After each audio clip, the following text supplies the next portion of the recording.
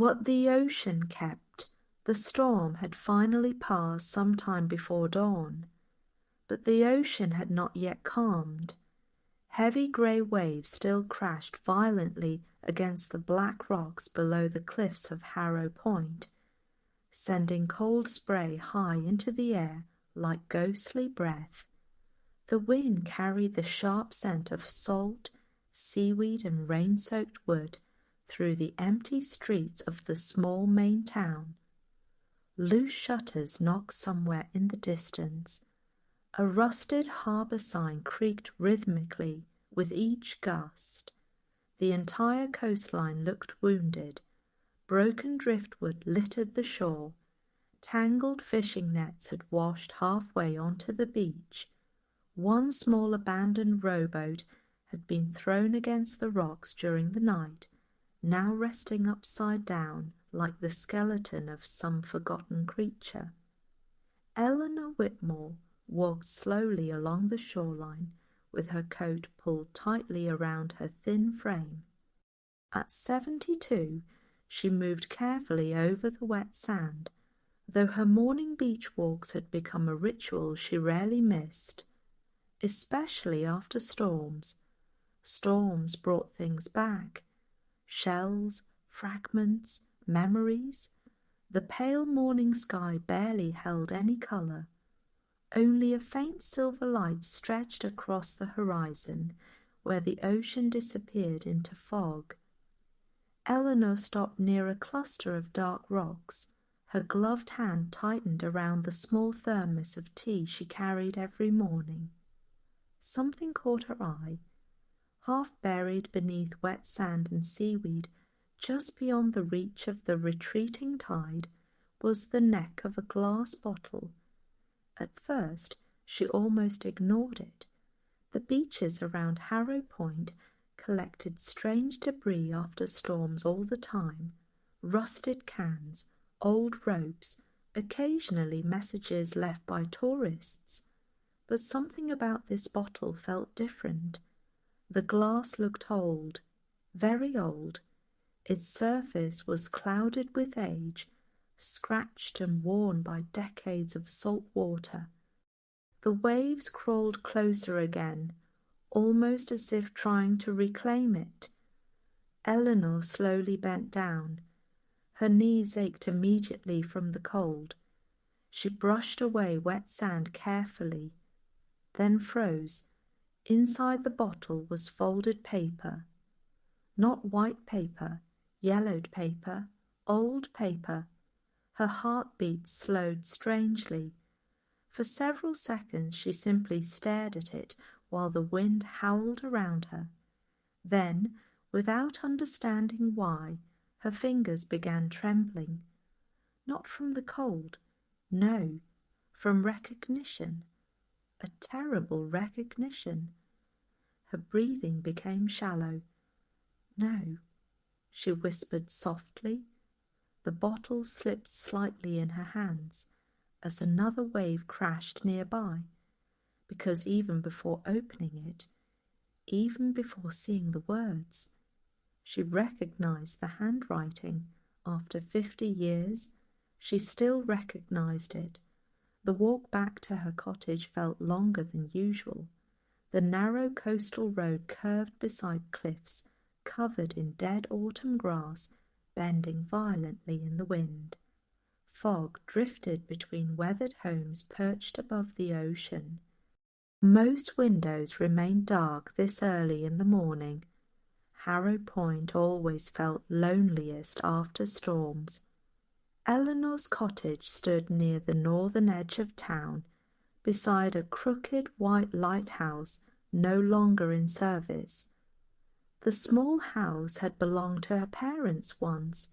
Its faded blue shutters rattled softly as she unlocked the front door.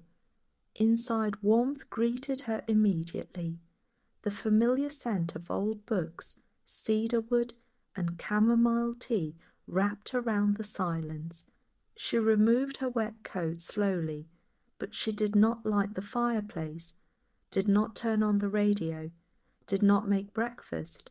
Instead, She carried the bottle directly into the kitchen and placed it carefully on the table beneath the hanging yellow light. For a long moment she simply stared at it. Rain tapped softly against the windows. The old clock near the hallway ticked steadily. Tick, tick, tick. Eleanor finally reached for the cork. Her fingers hesitated. Memories had already begun surfacing against her will. Summer sunlight on the harbour, music drifting from the boardwalk, a young man laughing beside the water, blue eyes, salt air, and promises whispered beneath fireworks in 1971. Her chest tightened painfully. No, she whispered again. But the past had already entered the room. The cork came free with a soft crack. Carefully, she removed the folded letter. The paper looked impossibly fragile. One wrong movement could destroy it forever. She unfolded it slowly. The handwriting tilted slightly to the left, exactly as she remembered, and then she saw the date. October 18th, 1971. Eleanor sat down hard in the kitchen chair. Her eyes moved lower. The first sentence nearly stopped her breathing. Eleanor, if anything happens to me before sunrise. She covered her mouth instantly. Outside, the ocean roared louder against the cliffs. Hours later, the tea in her cup had gone cold. The letter remained spread across the table. Eleanor had already read it 4 times, and each time new terror settled deeper into her chest. The storm outside had awakened something that should have remained buried beneath the ocean decades ago. There were parts of the letter missing, entire sections faded by seawater, but enough remained, enough to destroy lives, enough to reopen wounds the town had spent 50 years forgetting. A loud knock suddenly echoed at the front door. Eleanor jumped violently. For one irrational moment she thought, he came back. Silence followed, then another knock, more ordinary this time. She quickly folded the letter shut, stuffed it beneath an old cookbook on the counter. Another knock. Eleanor opened the door cautiously. Maggie Doyle stood outside, wrapped in a thick green coat, carrying a paper bag from the bakery downtown. "You look like you've seen a ghost," Maggie said immediately. Eleanor forced a weak smile. "Did the storm keep you awake too?" Maggie stepped inside, stamping rainwater from her boots. "At my age, everything keeps me awake." Normally, Eleanor would have laughed. Today she couldn't. Maggie noticed instantly. The 2 women had known each other nearly their entire lives. Some silences became recognizable after 50 years. "What happened?" Maggie asked quietly. Eleanor looked toward the kitchen table. Just for a second, but it was enough. Maggie followed her gaze and saw the bottle. The colour drained from her face so quickly it frightened Eleanor. Neither woman spoke. The kitchen suddenly felt too small, too quiet, too full of ghosts. Maggie took one slow step toward the table. "No," she whispered, the exact same word Eleanor had spoken on the beach. Her eyes lifted slowly. "Where did you find that?" "South Shore." Maggie's breathing became uneven. "That's impossible." "I know." "No," Maggie said again, firmer now.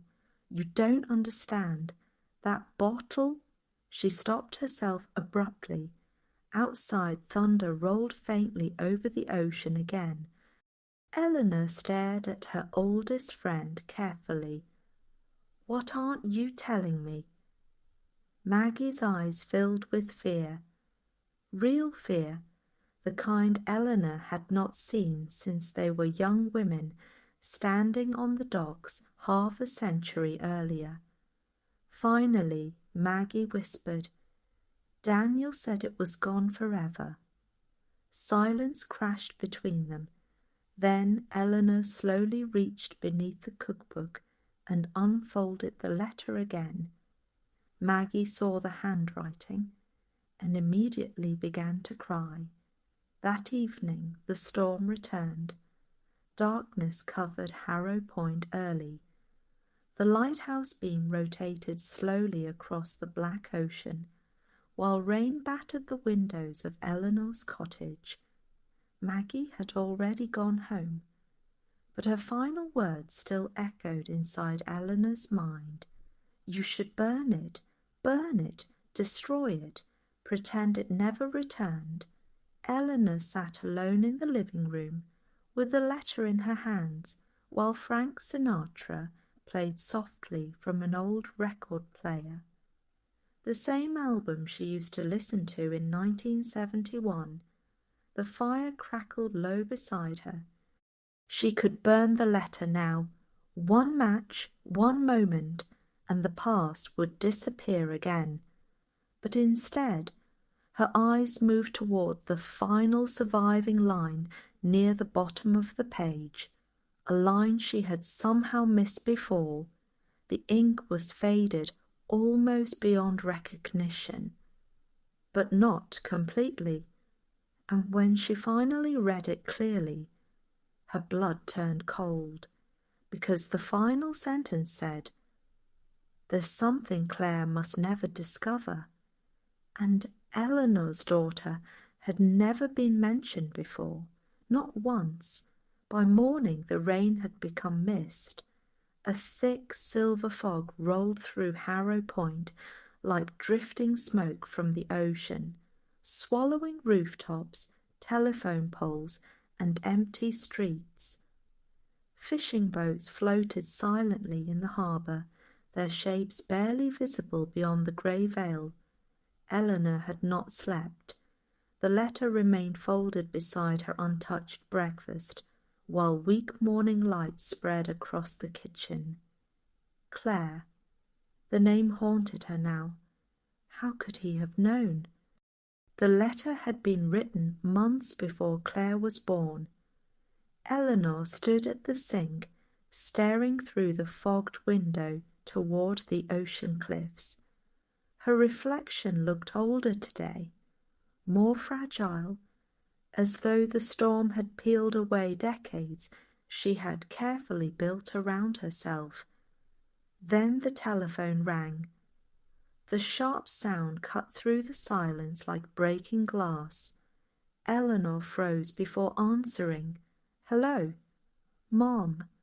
Claire. Even after all these years, Eleanor could instantly hear the emotional distance in her daughter's voice. Not anger exactly, something colder.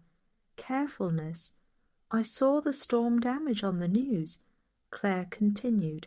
"Are you all right?" Eleanor tightened her grip on the receiver.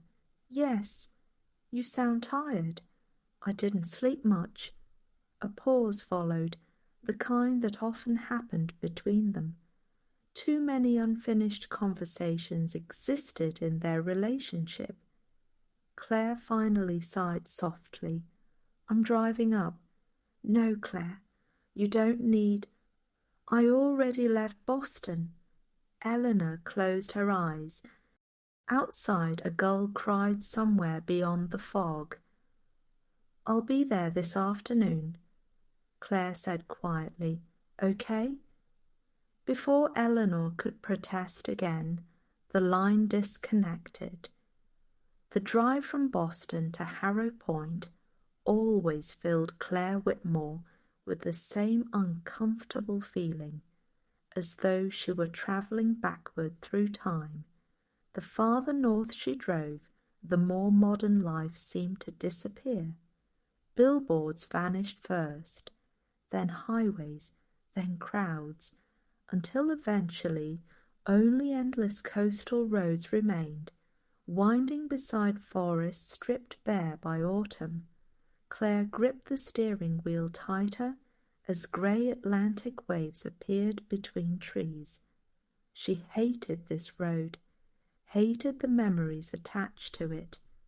Childhood summers spent in silence, a mother emotionally present yet somehow always distant. Long evenings where Eleanor sat staring toward the ocean instead of speaking, and always, the strange absence of photographs before 1972. As a journalist, Claire had built a career uncovering hidden truths, yet her own family history felt like a locked room no one allowed her to enter. Rain streaked across the windshield again. Her phone buzzed beside her, a text from her editor. "Don't forget the Hartford interview Monday." Claire ignored it. For reasons she couldn't explain, the storm in Harrow Point felt more important. Eleanor spent the afternoon trying to behave normally. She cleaned the kitchen twice, watered plants that didn't need watering, rearranged bookshelves, anything to avoid rereading the letter. But her eyes kept drifting toward it, hidden inside the drawer beneath the silverware, like something alive waiting in darkness. At 3:47 p.m., headlights appeared through the fog outside. Claire had arrived. Eleanor's chest tightened unexpectedly. Her daughter stepped from the car wearing a long camel-colored coat, dark jeans, and the same guarded expression Eleanor remembered from the last Thanksgiving visit. Claire looked tired, older than 45 suddenly. The years in journalism had sharpened something inside her face, but Eleanor still saw glimpses of the little girl who used to collect seashells near the harbour. "Hi, Mom." "Hi, sweetheart." They hugged briefly, carefully, neither fully relaxing. The fog wrapped around them while waves crashed faintly below the cliffs. Claire looked toward the ocean. "God," she murmured, "this place never changes." Eleanor almost answered, "That's the problem." Instead, she simply said, "Come inside before you freeze." That evening they ate clam chowder beside the fireplace while Sinatra played softly again in the background. Claire noticed immediately, "You're listening to this record again?" Eleanor looked up carefully. "What about it? You only play Sinatra when something's bothering you." A silence followed. Claire studied her mother closely now, journalist instincts awakening. "There is something wrong." "No." "Yes." Eleanor looked away first. Claire leaned back slowly. "I got your voice message after the storm," she said quietly. "You sounded terrified." "I was tired. Mom." Eleanor stood abruptly and carried dishes toward the sink. The conversation felt dangerous already. Behind her, Claire's eyes moved across the room, then stopped. On the corner of the bookshelf stood an old framed photograph, black and white, faded. Claire narrowed her eyes. "I've never seen that picture before." Eleanor froze. Too late. Claire was already standing. She picked up the photograph carefully. 3 young people stood smiling on a harbour dock some time long ago. A young Eleanor, Maggie, and a man whose face had been violently scratched away. Claire stared. What happened to this? Eleanor's voice became tight. "It's old." That's not age damage. No answer. Claire stepped closer to the firelight.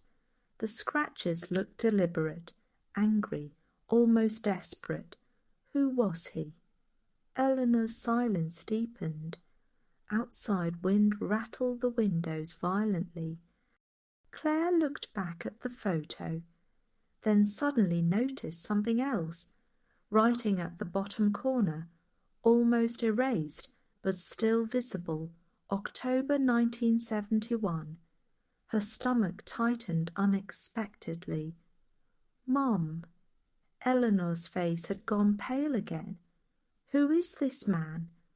For several seconds only the fire crackled between them. Then Eleanor whispered, "Someone the town stopped talking about." Claire slowly lowered the photograph. Every instinct inside her now screamed the same thing.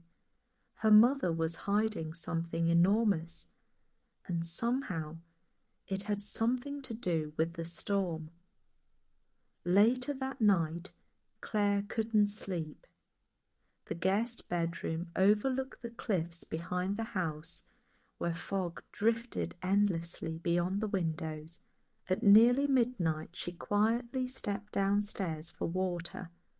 Halfway down the staircase she noticed light beneath the kitchen door, and voices, low voices. Claire stopped. Eleanor wasn't alone. She recognized Maggie Doyle immediately. "Should never have told her," Maggie whispered urgently. "We can't keep lying forever," Eleanor answered. "You don't understand what this could do." Claire moved closer silently. The old wooden stairs creaked beneath her feet. Both women instantly stopped talking. Silence.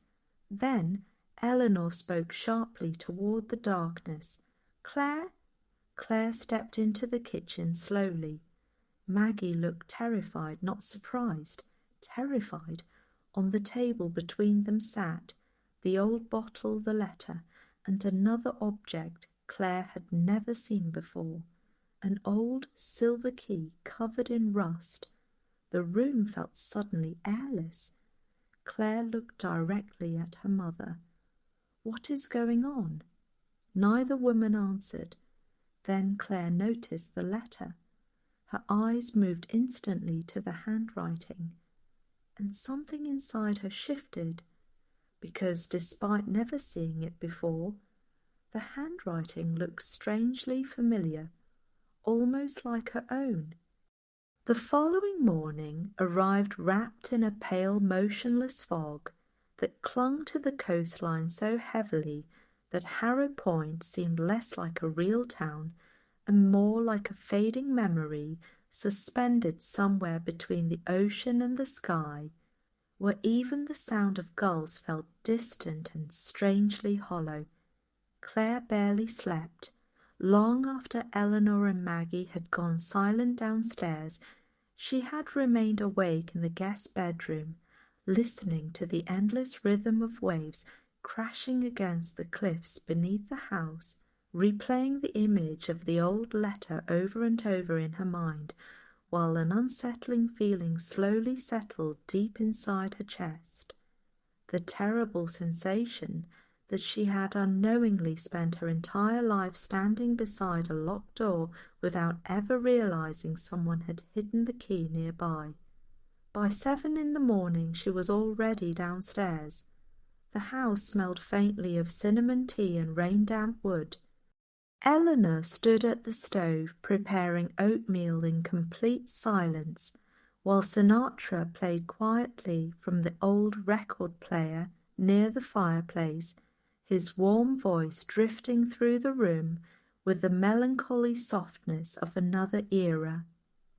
Claire leaned against the kitchen doorway and studied her mother carefully, noticing details she had ignored for years. The exhaustion beneath Eleanor's eyes, the slight trembling in her hands whenever she reached for something, the way her gaze occasionally drifted toward the drawer where the letter had been hidden, as though she could physically feel his presence inside the room. "You were talking about me last night," Claire finally said, her voice calm but direct. Eleanor continued stirring slowly. "Maggie worries too much. That's not an answer." A long silence followed, heavy and uncomfortable. Outside, the foghorn near the harbour groaned through the mist. Claire stepped farther into the kitchen. "That handwriting," she said quietly. "Why does it look familiar to me?" Eleanor's hand stopped moving for the briefest moment before continuing again. "You're imagining things." "No, I'm not." Still no answer. Claire felt irritation rising now, mixed with something deeper and far more painful. The old frustration of growing up with a mother who always seemed emotionally present and unreachable at the exact same time, like someone standing behind thick glass. "You've spent my whole life hiding something," Claire said softly, though the emotion beneath her words sharpened with every sentence. "And every time I got close to asking questions, you found some way to make me feel guilty for asking them." Eleanor slowly turned off the stove. When she finally faced her daughter, her eyes carried the exhaustion of someone who had spent decades carrying memories too heavy to put down. "Some things," she whispered carefully, "stay buried for a reason." Claire crossed her arms tightly. "And some things destroy families when they stay buried too long." The words landed harder than either woman expected. Eleanor looked away first. That alone told Claire more than any confession could have. 2 hours later, Claire drove towards the harbour alone. The fog had started lifting slightly, revealing narrow streets lined with weathered clapboard buildings, whose faded paint had been slowly eaten away by decades of Atlantic wind and salt water, while rusted fishing signs swung lazily above empty sidewalks, still wet from the storm. Harrow Point looked smaller every year she returned, smaller and sadder. The bookstore sat near the docks between an old bait shop and a diner with flickering neon lights that buzzed weakly even during daylight hours. A wooden sign above the entrance read, "Bennett's Maritime Books and Antiques." The bell above the door chimed softly when Claire entered. The smell hit her immediately. Dust, old paper, coffee, and ocean air trapped inside ancient wood. Books towered everywhere in crooked stacks that made the narrow aisles resemble winding passageways through forgotten history itself, while framed black and white photographs of ships, storms, and long-dead fishermen covered nearly every inch of wall space. "Stores open unless you're here to rob me," a voice muttered somewhere deeper inside. Noah Bennett emerged carrying several old newspapers tucked beneath one arm, his silver glasses sliding low on his nose. He stopped the moment he recognized Claire. "Well," he said quietly, adjusting his glasses, "Eleanor's daughter finally came home." Claire managed a faint smile. "You remember me? You used to sit in that corner reading mystery novels while your mother searched for books upstairs," Noah replied, nodding toward the back window. "You never liked talking much." Claire glanced around the store. "Neither did my mother." Noah studied her carefully for a moment, as though deciding how much honesty existed behind the sentence. Then his expression shifted slightly. She found something after the storm, didn't she? Claire felt immediate tension. How do you know that? Because Maggie Doyle came in here this morning looking like she'd seen a ghost, which usually means the ocean returned something it wasn't supposed to. Claire stared at him. The old historian sighed heavily before motioning toward a cluttered desk near the rear wall. You should sit down, he said quietly, and whatever Eleanor told you about 1971. He paused. It probably wasn't the whole truth. That evening, while cold rain tapped softly against the bookstore windows and dusk settled over the harbour in fading shades of blue and grey, Noah unlocked an old filing cabinet hidden behind stacks of maritime journals and carefully removed a faded newspaper dated August 14th, 1971. Claire sat across from him at the desk while her pulse slowly quickened. Noah unfolded the paper with surprising gentleness. There was an accident offshore that summer, he explained quietly, his voice carrying the slow rhythm of someone who had repeated the story many times inside his own mind over the years. Officially, one fishing boat disappeared during a storm roughly 20 miles north of the harbour. Claire leaned closer. The article headline read, Local fishermen presumed lost at sea. Beneath the title was a photograph. 3 young men standing beside a fishing vessel at the harbour. Claire immediately recognised one of them, a much younger Daniel Mercer. Her stomach tightened, but it wasn't Daniel who froze her completely. It was the man standing beside him, tall, dark-haired, smiling toward the camera, the same man whose face had been scratched out from Eleanor's photograph. Claire's throat went dry. What was his name? Noah hesitated. For several long seconds he simply stared at the old photograph as though memories were surfacing against his will. Finally, he answered quietly, Thomas Vale. The name lingered heavily between them. Claire repeated it slowly in her mind. Thomas Vale. For reasons she couldn't explain, the name felt strangely familiar, almost intimate. Noah carefully folded the newspaper again. The town stopped saying his name after the storm, he continued. Some people claimed it was grief. Others believed it was guilt. Guilt for what? Noah looked toward the rain-covered harbour outside, because not everyone believed Thomas drowned. Claire felt cold suddenly. What do you mean? Noah lowered his voice. There were rumours that somebody saw him alive after the storm. Silence filled the bookstore. Outside, waves crashed faintly beyond the docks. Claire's pulse hammered harder now. Who saw him? Noah met her eyes carefully.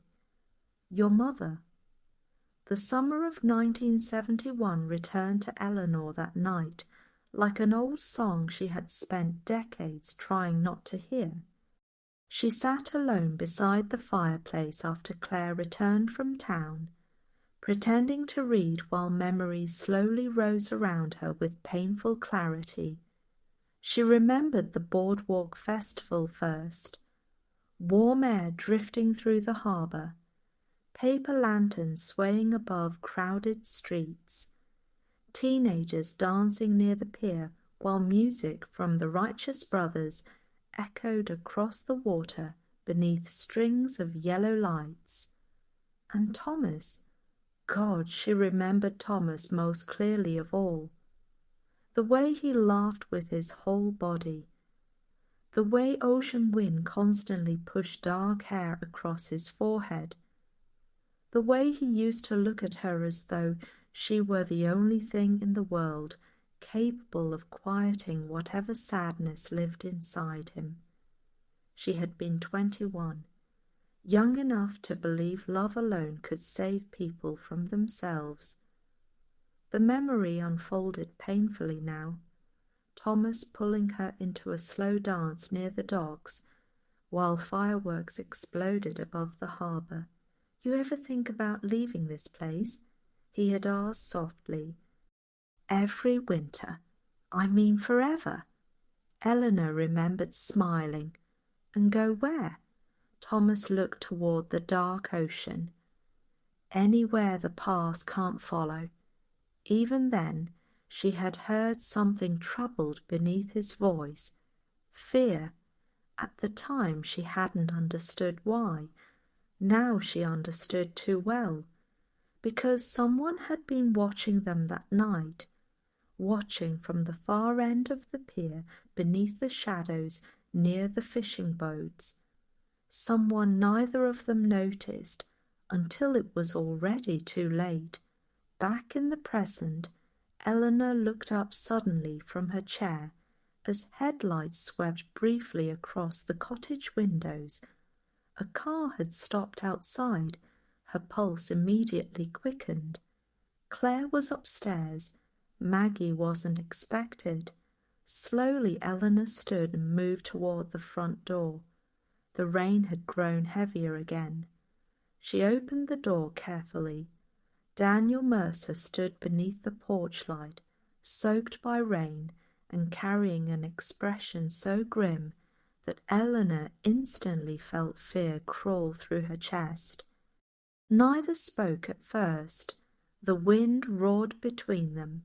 Finally, Daniel said quietly, "You should never have opened that bottle."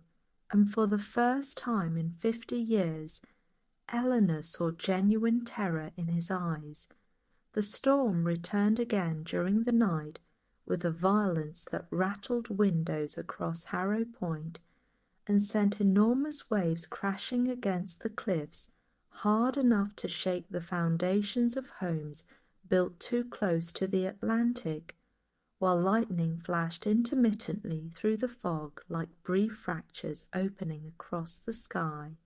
Claire woke shortly after dawn to raise voices downstairs. At first she thought she had imagined them. Then she heard Daniel Mercer's voice clearly, low, urgent, and angry.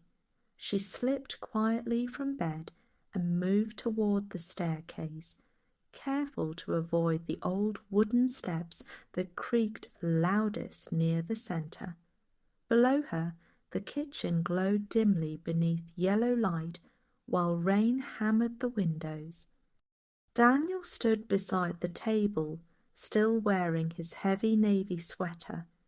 His weathered hands pressed flat against the wood as though struggling to steady himself. Eleanor stood opposite him, pale, exhausted, but no longer afraid. "You should have destroyed it immediately," Daniel muttered, "and pretend none of it happened." "That's exactly what we agreed to do." Claire's breath caught softly. "Agreed." Eleanor folded her arms tightly. "You don't get to decide that any more." Daniel laughed bitterly, though there was no humor in the sound. "You think Claire's ready for this?" At the mention of her name, Claire stepped fully into view. "I'm standing right here." Both turned instantly. Daniel's expression hardened. For a moment he looked almost disappointed to see her. Claire descended the final step slowly, while thunder rolled faintly somewhere beyond the ocean cliffs. "No one seems interested in telling me what's going on," she said carefully, studying both of them. "So maybe we stop whispering like I'm a child." Daniel avoided her eyes entirely. Eleanor spoke first. "Daniel came because he's worried." "About the letter?" Silence answered her. Claire looked directly at Daniel. "You knew Thomas Vale." The old fisherman's jaw tightened visibly. "You've been talking to Noah. That's not an answer." Daniel finally looked at her then, and something about his expression unsettled Claire immediately, because beneath the exhaustion and age she saw unmistakable guilt, old guilt, heavy enough to survive half a century. "Some things should stay in the ocean," he said quietly. Claire took another step closer. "And some things don't." For several seconds the storm outside seemed to swallow the room completely. Then Daniel reached slowly into the pocket of his coat and removed a small rusted object wrapped in cloth. He placed it carefully on the table. Claire stared. Another key, almost identical to the one she had seen beside the bottle. But this one carried a faded tag attached by string. "Lighthouse Archive, lower room." Claire looked up sharply. What archive? Daniel immediately regretted revealing it. She saw it happen in his face. Too late. By noon the rain had weakened into a cold drizzle that covered the town in silver mist, while Claire drove toward the abandoned lighthouse at the northern edge of the harbour, unable to ignore the growing certainty that every adult around her had spent decades protecting the same secret from the world, and possibly from her specifically. The lighthouse stood alone on a narrow cliff overlooking violent grey water below, its tall white structure cracked by years of storms and neglect, while rust-coloured stains ran down its sides like old wounds left untreated too long. Claire parked beside the rusted gate. The wind near the cliffs felt sharper here, more dangerous. She pulled her coat tighter as she climbed the wet stone path toward the entrance, noticing immediately how isolated the place felt despite being only minutes from town, almost hidden, as though people avoided coming here intentionally. The large wooden door groaned loudly when she pushed it open. Inside, the air smelled of mildew, dust, and cold stone. Her footsteps echoed upward through the circular tower, while weak grey light filtered through narrow windows overlooking the ocean. Then she noticed Noah waiting beside the stairwell, holding a flashlight. "You came alone," Claire said, startled.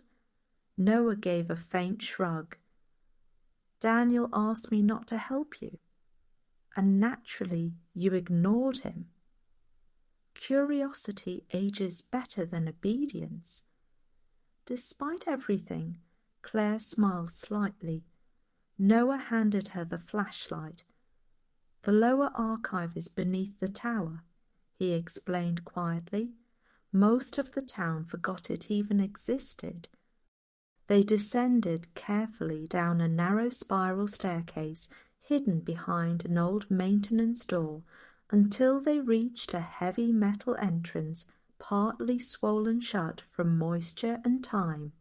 The key turned with difficulty. Then the door finally opened. The room beyond felt frozen in another decade. Shelves lined every wall, stacked with weather reports, ship logs, newspaper clippings, maritime maps, and old emergency records covered in dust, thick enough to suggest nobody had touched them in years. Claire stepped slowly into the archive while thunder rumbled far out at sea. Something about the room immediately unsettled her, not because it was abandoned, but because it felt abandoned deliberately. Noah moved toward one of the cabinets. "The lighthouse kept duplicate storm records back then," he explained while carefully opening drawers swollen with age, "especially during the fishing seasons." Claire scanned faded labels. Her pulse quickened. Then suddenly she stopped. One section was missing entirely. August to October 1971. Empty.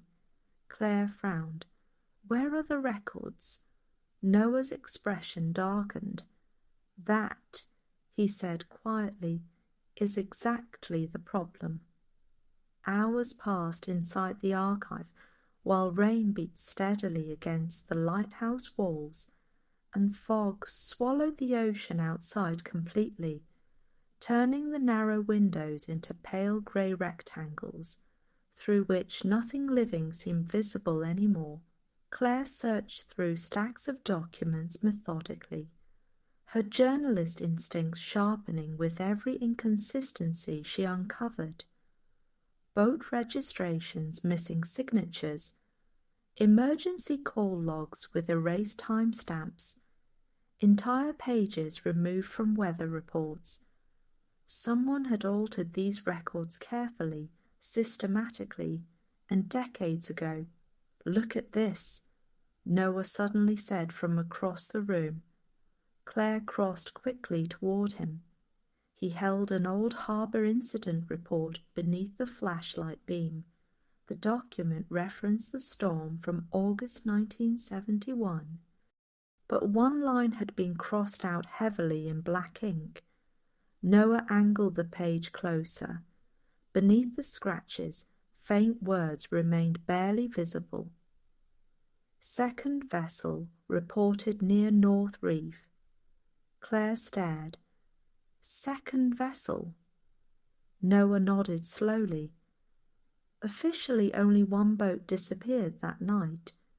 Meaning somebody erased the existence of another boat entirely. A cold sensation moved slowly through Claire's chest.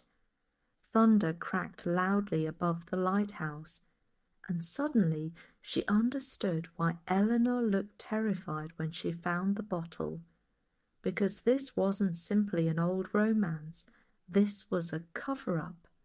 Meanwhile, several miles away, Eleanor sat alone inside her cottage, watching rain stream down the windows, while Daniel stood near the fireplace, holding the original letter with visibly shaking hands.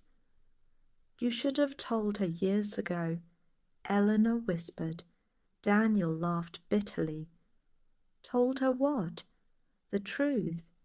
Daniel's face hardened instantly. You think the truth fixes anything? No, Eleanor answered quietly, but lies destroy everything eventually. The old fisherman looked toward the storm outside.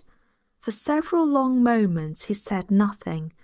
Then, without warning, he reached into the firewood basket beside the hearth and pulled out a small metal object wrapped in oilcloth.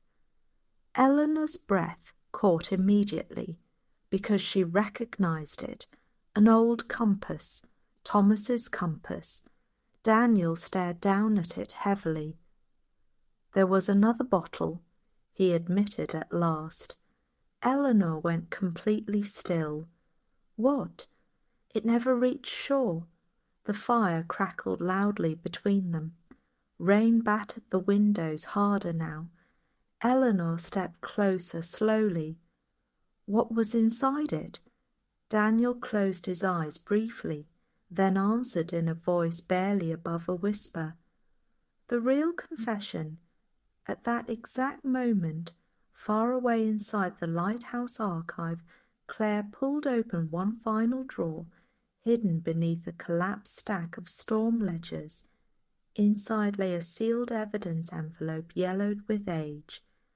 Across the front, someone had written 3 words in faded ink, "Do not release." Claire carefully opened it. Inside was a photograph. Her hands immediately began trembling, because the picture showed 2 bottles sitting side by side on a wooden dock, and one of them carried her mother's name. The ocean changed its mood by morning. The violent storm that had battered Harrow Point for nearly 3 days finally retreated into the distant Atlantic, leaving behind an eerie stillness that felt somehow more unsettling than the thunder itself, as though the sea had exhausted its anger and now waited quietly for the town to notice what it had dragged back from the depths. Low clouds drifted slowly above the coastline, while pale sunlight pushed weakly through the fog for the first time all week, illuminating the harbour in washed-out shades of silver and blue that made every building, every dock, and every empty fishing boat appear suspended inside an old forgotten photograph. Claire had not spoken much during the drive back from the lighthouse the night before.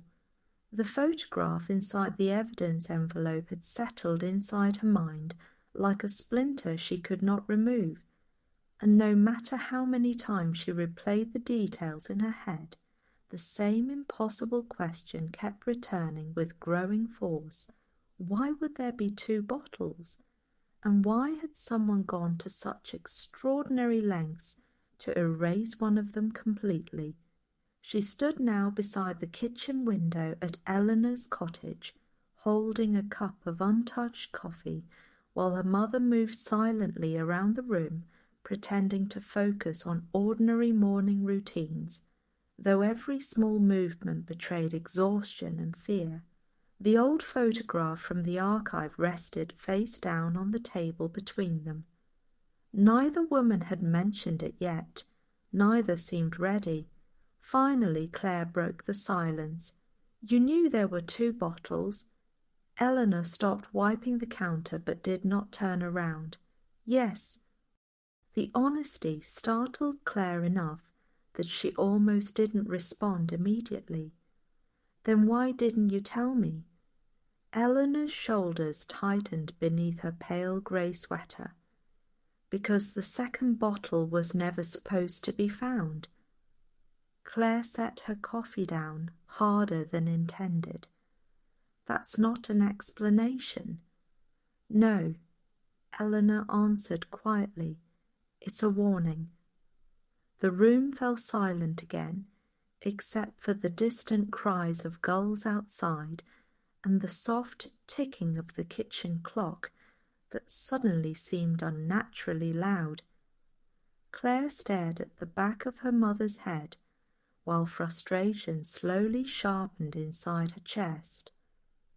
"For my entire life," she said carefully, fighting to keep emotion from overtaking her voice, "you've treated the past like some dangerous thing no one was allowed to touch, and every time I tried to understand where I came from, you gave me half answers and silence, until eventually I stopped asking, because it hurt less than feeling unwanted." Eleanor closed her eyes. The words landed exactly where Claire intended them to. "You were never unwanted." "Then why does it feel like I've spent 45 years living beside a story nobody would let me hear?" Eleanor finally turned. There were tears in her eyes now, though she seemed almost embarrassed by them. "Because some stories," she whispered painfully, "don't just hurt the people who lived them." Before Claire could answer, a sudden knock echoed sharply at the front door. Both women froze. Another knock followed immediately, louder this time. Eleanor moved first. When she opened the door, Noah Bennett stood outside, breathing heavily beneath the cold morning wind, his coat damp with sea mist and his expression visibly shaken. "You need to come down to the harbour," he said urgently. Claire's stomach tightened. What happened?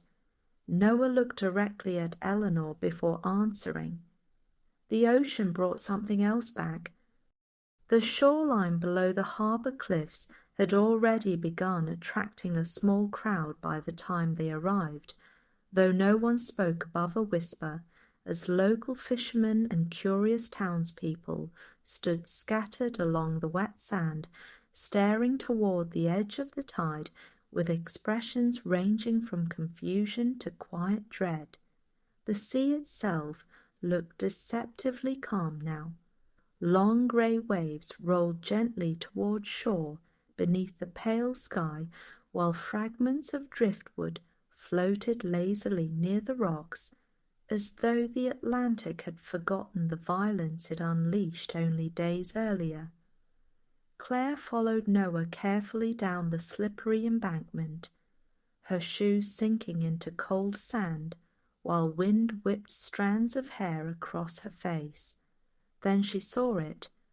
Half buried near the rocks where the tide had receded lay a small rusted metal box roughly the size of a shoebox, its hinges eaten by salt water and its surface wrapped tightly in decayed fishing rope. Something about the object immediately felt wrong. Older than everything around it, intentional. Daniel Mercer stood nearby with his jaw clenched tightly, refusing to look directly at Eleanor. Claire noticed instantly. "You knew this existed too," she said sharply. Daniel remained silent. One of the harbour deputies crouched beside the box while another carefully cut through the rotted rope. The crowd shifted nervously as the lid finally creaked open. A terrible silence followed. Inside the box rested several water-damaged photographs, a silver pocket watch, and a folded white cloth stained dark brown with age. Claire stared at the stains. Her pulse slowed heavily. Blood. Even after 50 years, she knew exactly what it was. The deputy carefully unfolded the cloth. Beneath it lay a small engraved lighter. Noah inhaled sharply beside her. "What is it?" Claire asked. Noah's face had gone pale. "That belonged to Thomas." Eleanor visibly staggered backward. For one horrifying moment, Claire thought her mother might collapse entirely. Instead, Eleanor whispered something almost inaudible. "He kept it with him every day." Daniel looked away toward the ocean. His expression carried such crushing guilt now that Claire suddenly realized something deeply unsettling. This wasn't merely grief, it was responsibility. That evening the fog returned thick enough to swallow the harbour lights completely, while rain tapped softly against the windows of Noah's bookstore, where the four of them sat gathered around his cluttered desk, beneath weak yellow lamps that cast long shadows across stacks of maritime records and old newspaper clippings. The rusted box rested open between them. Nobody touched it anymore.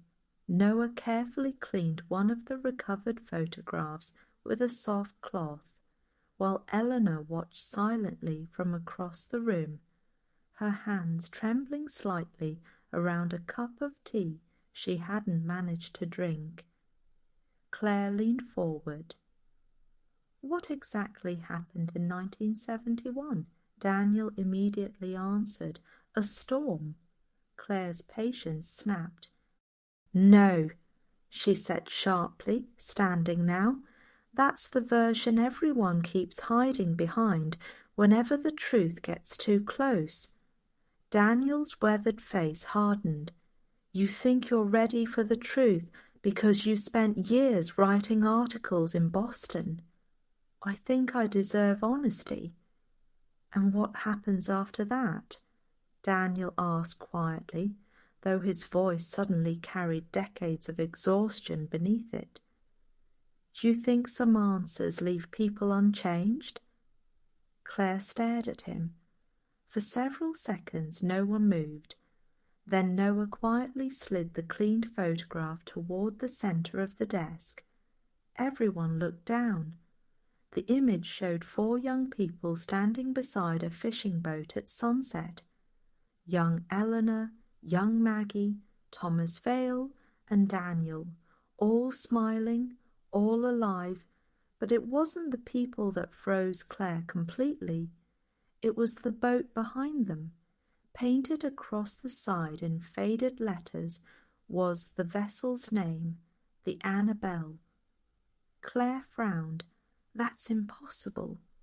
Daniel looked up slowly. What? Claire pointed at the photograph. The official report said Thomas disappeared on a boat called the Mariner. Silence crushed the room instantly. Noah removed his glasses slowly, then whispered, "There was no boat named the Mariner registered in Harrow Point in 1971. Claire felt cold spread through her entire body, because suddenly the missing lighthouse records, the erased documents, the second bottle, and the false newspaper reports all aligned into one horrifying realization. The entire story had been fabricated from the beginning. Much later that night, after Claire returned upstairs at Eleanor's cottage, unable to calm the storm of questions now consuming her thoughts, Eleanor remained awake alone in the living room, staring at Thomas's recovered lighter resting beside the fire. The flames reflected softly across its scratched silver surface. Slowly, painfully, she picked it up. Her thumb brushed across the engraved initials, TV, and suddenly the memory returned with unbearable clarity. Summer rain falling against the harbour windows in 1971. Thomas standing beside her inside the old boathouse, his clothes soaked, his breathing uneven, fear in his eyes, unlike anything she had ever seen before. "They know," he had whispered. Eleanor remembered grabbing his hands immediately. Who knows what? But Thomas had looked toward the storm outside instead of answering. Then, with trembling hands, he had pulled something blood-stained from inside his jacket, something wrapped in white cloth, the exact same cloth found inside the rusted metal box 50 years later. Back in the present, Eleanor's breath caught painfully, because now she remembered something else too, something she had forced herself to forget for decades. That night in the boathouse, Thomas had not been alone. Someone else had been hiding in the shadows near the door, silently listening to every word they said. Cold autumn rain drifted across Harrow Point the next morning in long silver curtains that blurred the coastline into muted shades of grey, while fishing boats rocked gently against the harbour docks beneath a sky so low and heavy it seemed almost capable of collapsing directly into the sea. The town had begun whispering again. Claire noticed it immediately when she entered the diner near the marina shortly after sunrise, hoping coffee and distance from Eleanor's cottage might help untangle the growing storm inside her thoughts, only to discover conversation stopping abruptly the moment she walked through the door. Old men glanced toward her over newspapers. Waitresses lowered their voices.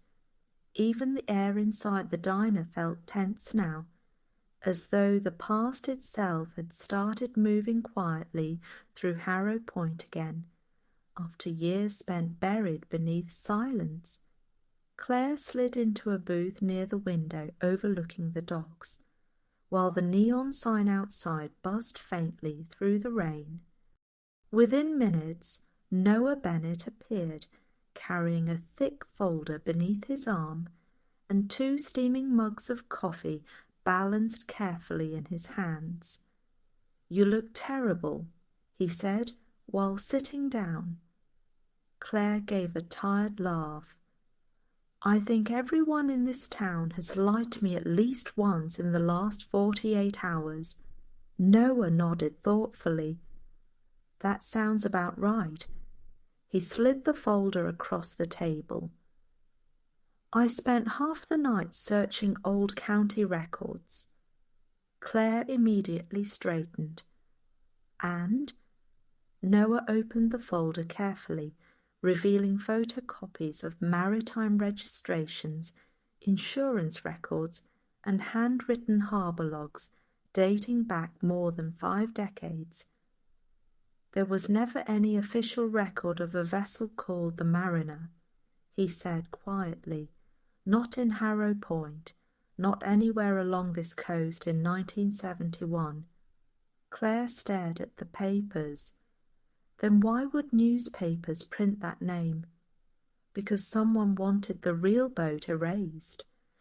Outside the diner windows, fog drifted slowly between the harbour lights, while rainwater streamed down the glass in crooked lines that distorted everything beyond them. Claire's chest tightened. What was the Annabelle? Noah hesitated before answering. Not a fishing boat. Claire looked up sharply.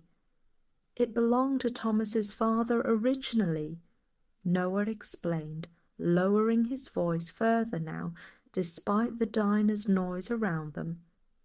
Officially, it was registered as a private charter vessel, but according to local rumours, he paused carefully.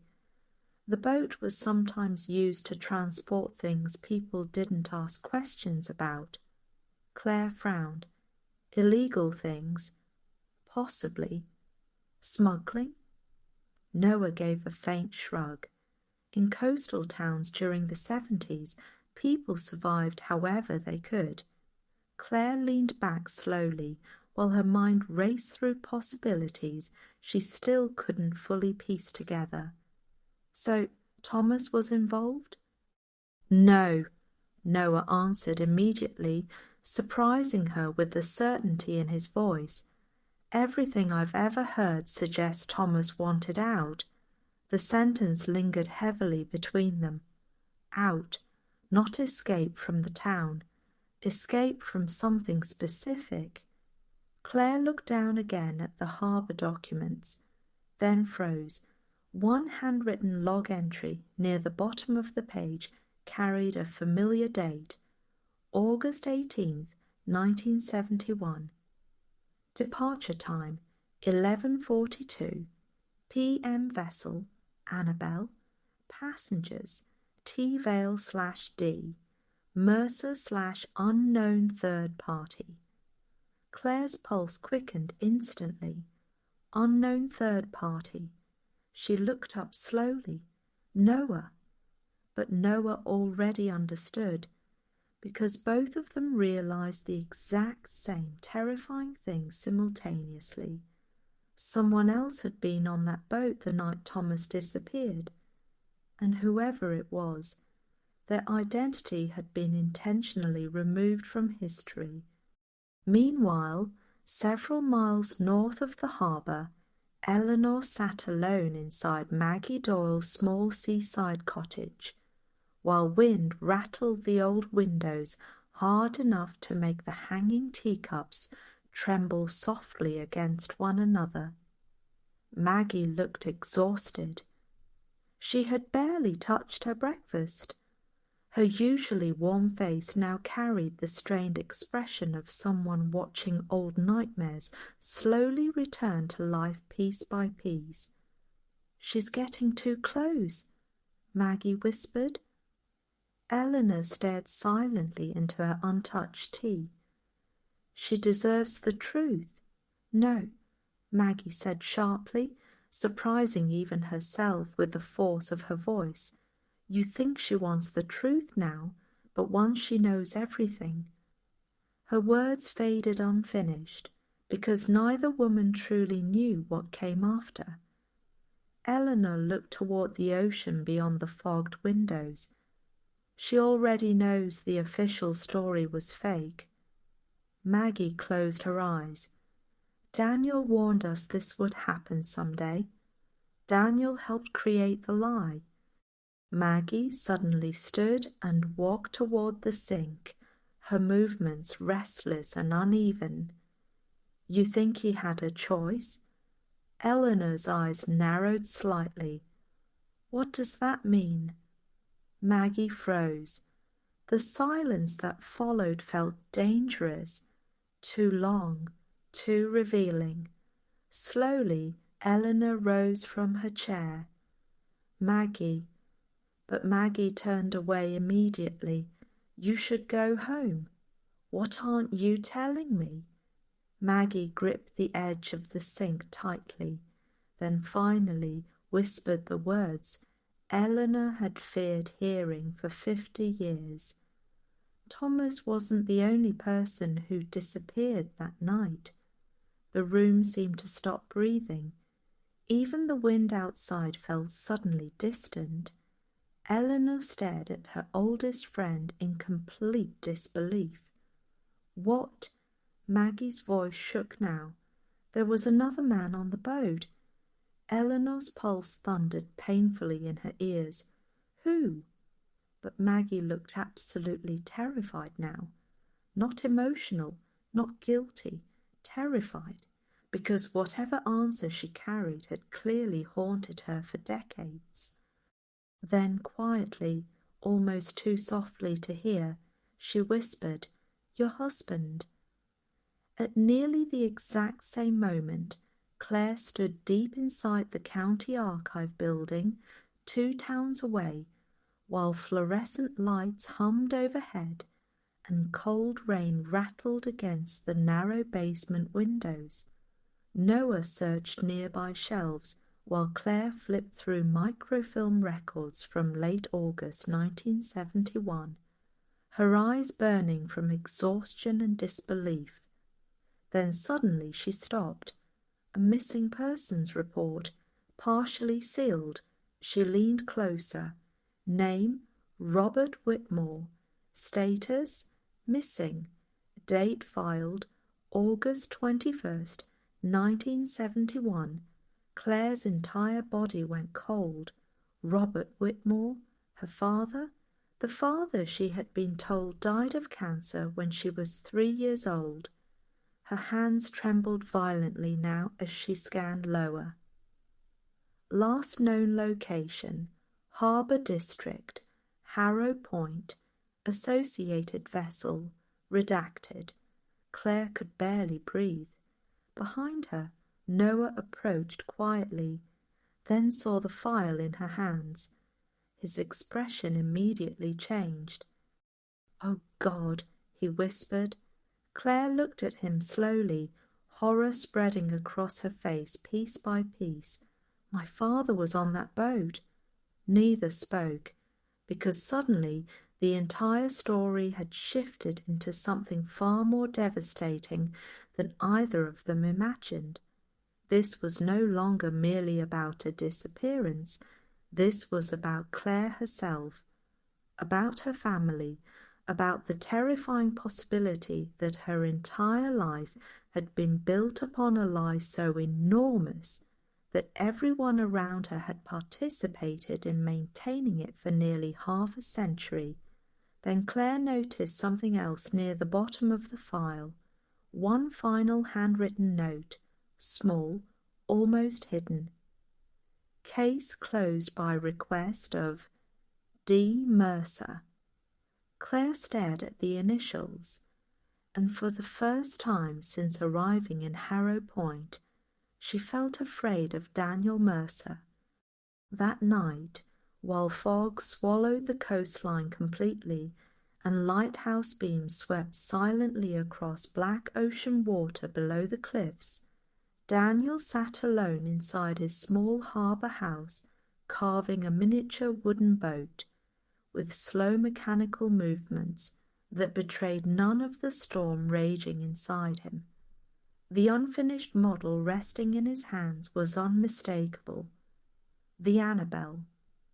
Halfway through carving the hull, his hand stopped suddenly, because outside, through the fogged window facing the harbour, he saw someone standing motionless near the docks, watching the house, a tall figure barely visible through drifting mist.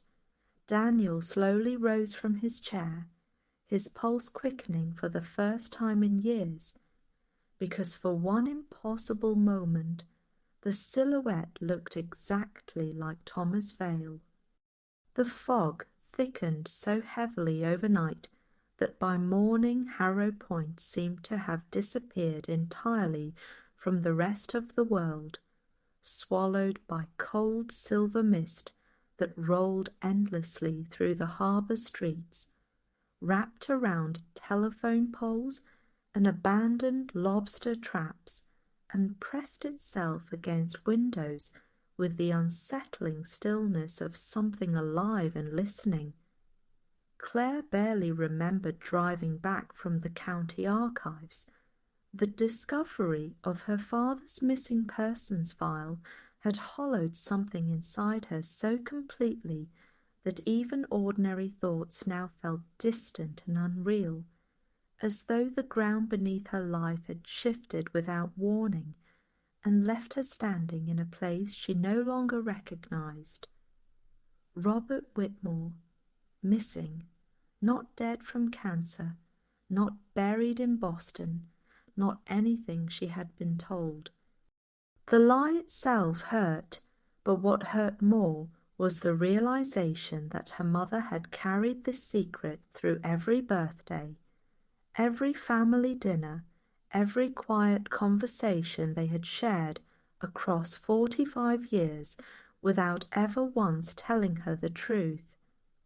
By the time Claire reached Eleanor's cottage, dusk had already begun darkening the coastline. The lighthouse beam moved slowly through the fog outside, while rain tapped softly against the roof in irregular rhythms that made the entire house feel strangely isolated from time itself. Eleanor sat alone near the fireplace, holding an old photograph in trembling hands. She looked up immediately when Claire entered, and for the first time since Claire arrived in Harrow Point, Eleanor seemed to understand instantly that something irreversible had changed. Claire closed the door quietly behind her. "You lied to me." Eleanor's face drained of colour. Claire stepped farther into the room, rainwater still dripping from her coat onto the wooden floor. "My father didn't die from cancer." Silence. The fire crackled softly between them.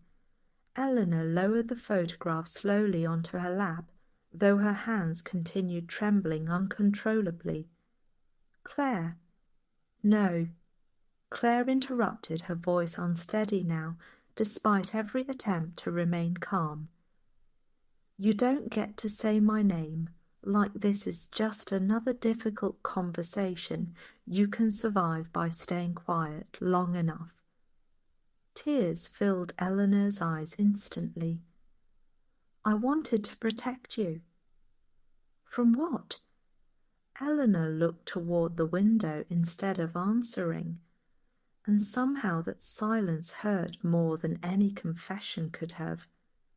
Claire felt years of buried resentment rising now all at once, sharp and unstoppable. "You let me mourn a man who was never even buried," she whispered. "Do you understand what that does to a person?" The older woman pressed shaking fingers against her mouth. "I didn't know what else to do." Claire laughed bitterly through tears she could no longer hold back. "That seems to be everybody's excuse in this town." At that exact moment another knock sounded at the front door. 3 slow knocks, heavy, deliberate. Neither woman moved initially. Then Eleanor whispered quietly, "It's Maggie." Maggie Doyle entered carrying the exhaustion of someone who had not slept in days, her grey coat soaked with mist, and her eyes swollen from crying long before she arrived at the cottage. The moment she saw Claire's face, she understood. "You found the records," Maggie said softly, Claire folded her arms tightly. You all knew? Maggie removed her coat slowly, her movements fragile and uncertain. Yes. Claire stared at both women standing before her, two people who had once represented safety and familiarity during her childhood summers in Harrow Point, and suddenly realized she no longer trusted either of them completely. The loss of that trust felt strangely physical, like grief. Maggie moved toward the fireplace and stood staring into the flames for several long seconds before finally speaking again. There are things about that summer, she whispered carefully, that none of us ever escaped. Claire's voice sharpened instantly.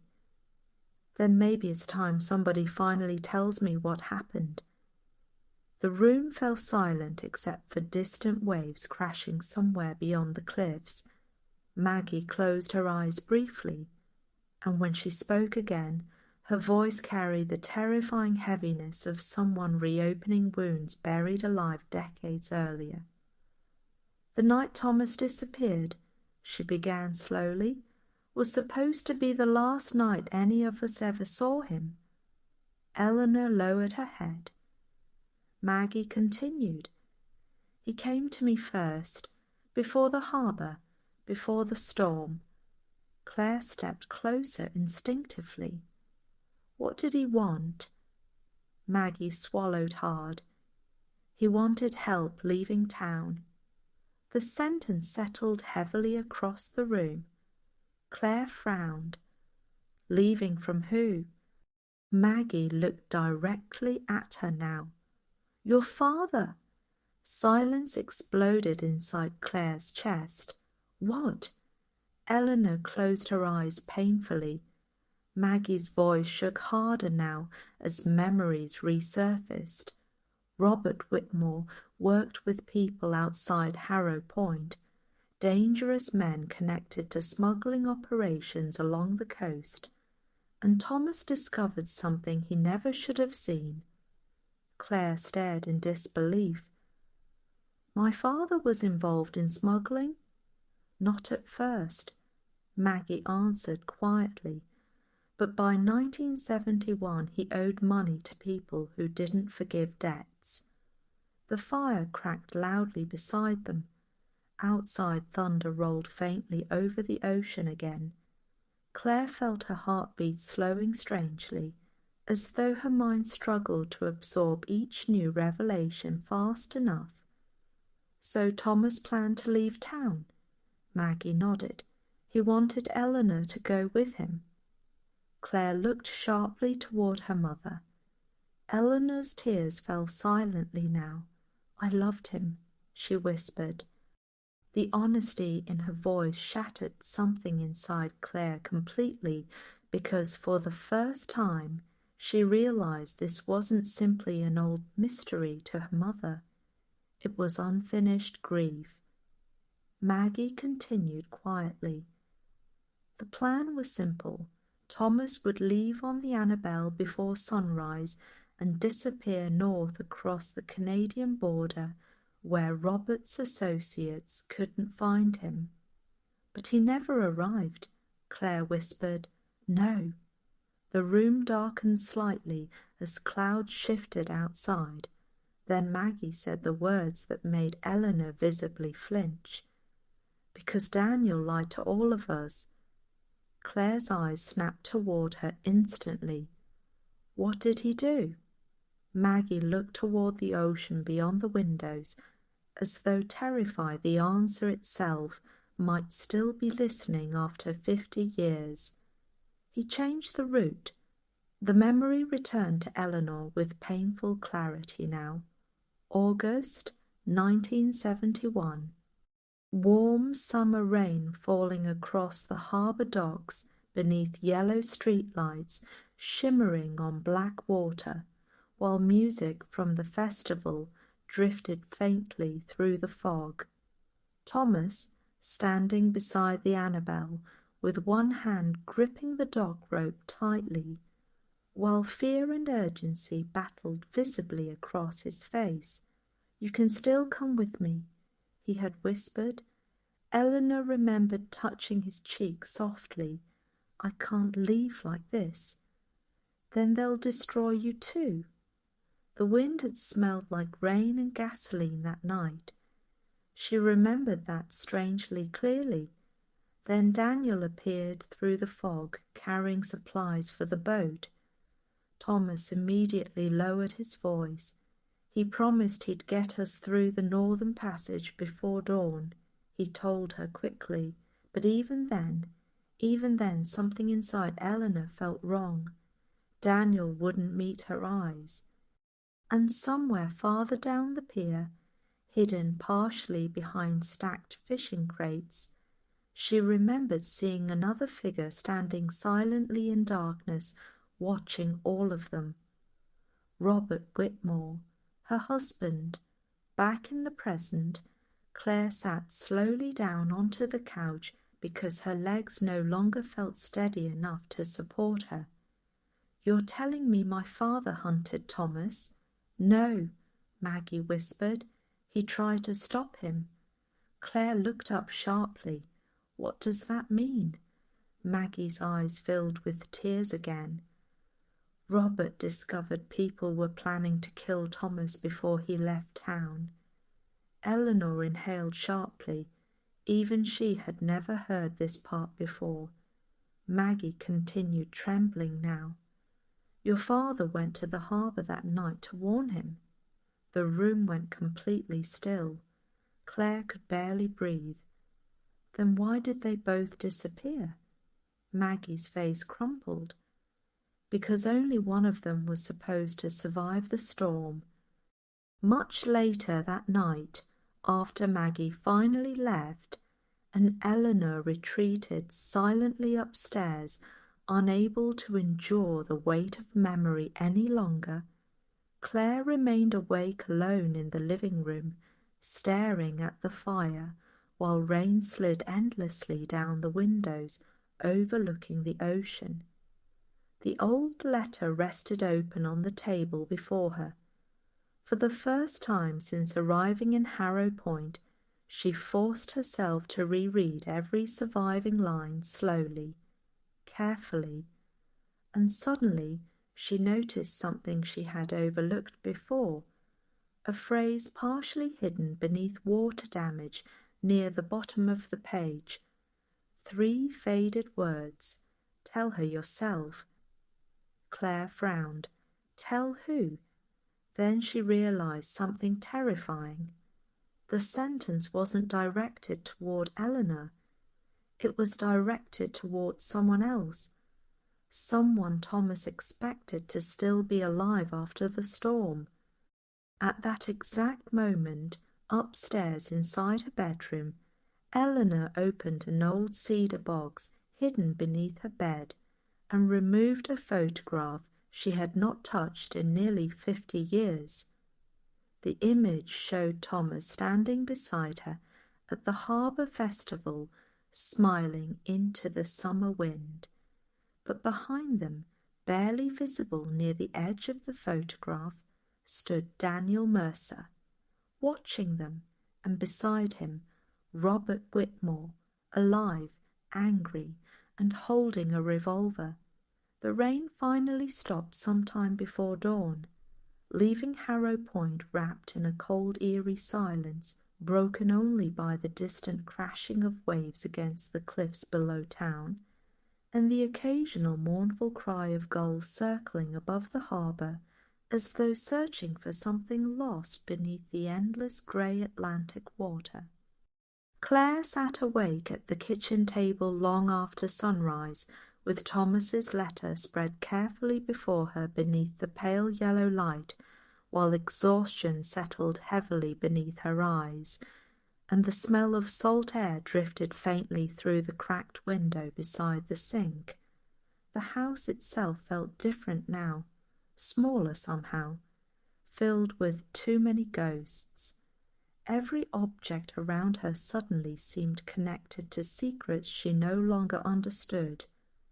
The old records Eleanor played during storms, the photographs missing from family albums, the long silences at dinner throughout her childhood, and her mother's habit of staring toward the ocean whenever conversations became too personal. All of it meant something now, and for the first time in her life, Claire realized Harrow Point had never truly been her home. It had been a crime scene disguised as a memory. Footsteps creaked softly behind her.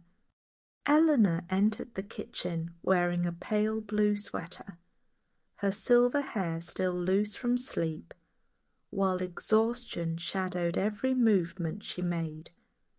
Neither woman spoke immediately. The distance between them felt almost unbearable now. Finally, Eleanor noticed the letter open on the table. "You shouldn't read it alone." Claire looked up slowly. "That seems to be how everyone in this family handles things." Pain crossed Eleanor's face instantly. Claire almost regretted the cruelty in her tone. Almost. Then she pointed toward a faded section near the bottom of the page. "What does this mean?" Eleanor stepped closer reluctantly. Claire read the line aloud. "Before she's born." Silence. The kitchen suddenly felt freezing cold. Claire looked directly at her mother now. "This letter was written months before I was born." Eleanor closed her eyes. "Yes. Then why does Thomas mention me?" The older woman remained silent long enough that Claire already understood the answer before hearing it. Her pulse quickened painfully. "No," she whispered immediately. "No." Eleanor's eyes filled with tears. Claire stood so abruptly the chair scraped violently across the wooden floor. "You're lying." "I wish I were." The room blurred slightly around Claire as panic and disbelief collided inside her chest with crushing force.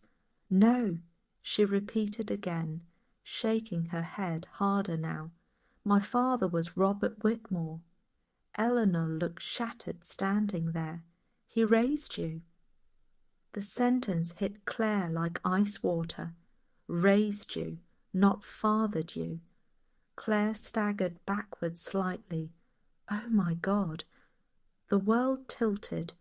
Suddenly the familiar handwriting, the strange emotional distance throughout her childhood, the missing photographs, the ocean, the silence, everything rearranged itself into one unbearable possibility. Thomas Vale. Outside, cold wind swept through the harbour streets, while fog drifted low above the water, swallowing fishing boats one by one as Noah Bennett walked quickly toward Daniel Mercer's house, carrying several photocopied records beneath his coat. He found Daniel sitting alone on the porch, overlooking the docks, with an untouched cup of coffee beside him, and the unfinished wooden model of the Annabelle resting silently across his lap. Daniel looked older this morning, not physically, spiritually, as though the weight of memory had finally begun crushing whatever strength remained inside him. Noah stopped near the porch steps. "She knows." Daniel stared toward the harbour without reacting. "Claire knows Thomas was her father." Still no response, only the distant groaning of boats shifting against the docks. Finally, Daniel spoke quietly. "She was never supposed to find out." Noah's patience vanished instantly. "After 50 years, that's still your concern?" Daniel looked at him sharply now. "You think this ends with the truth?" he asked bitterly. "You think people walk away clean once everything comes out?" Noah stepped onto the porch. "There are still things you haven't told us." Daniel's jaw tightened visibly. Then Noah placed one of the copied harbour manifests onto the porch table between them. I found the fuel records for the Annabelle. For the first time, Daniel's expression changed. Fear, real fear. The boat didn't carry enough fuel to reach Canada. Noah continued carefully, meaning Thomas was never supposed to escape. Silence. The harbour wind howled softly around them. Daniel slowly lowered his eyes toward the unfinished wooden boat in his lap, then finally whispered, "I know." Claire drove aimlessly for nearly an hour after leaving Eleanor's cottage, because remaining inside those walls suddenly felt impossible, while the narrow coastal roads of Harrow Point twisted through forests stripped bare by late autumn winds, and along cliff edges where violent grey waves exploded endlessly against black stone below. Thomas Vale, her real father, the thought refused to settle fully inside her mind. She stopped eventually near the old harbour overlook, where tourists once gathered during summer festivals decades earlier, though now only broken benches and rusted railings remained overlooking the Atlantic. The wind hit hard the moment she stepped from the car, cold enough to sting. She walked slowly toward the cliff edge while memories surfaced unexpectedly from childhood. Eleanor teaching her to collect shells, long walks beside the ocean, old songs playing from radios during storms, and her mother crying quietly some nights after believing Claire had fallen asleep. Not grief for Robert, grief for Thomas. Claire pressed trembling hands against the railing. Everything she believed about herself suddenly felt unstable. Then another memory surfaced unexpectedly, one she had not thought about in years. She had been 8 years old.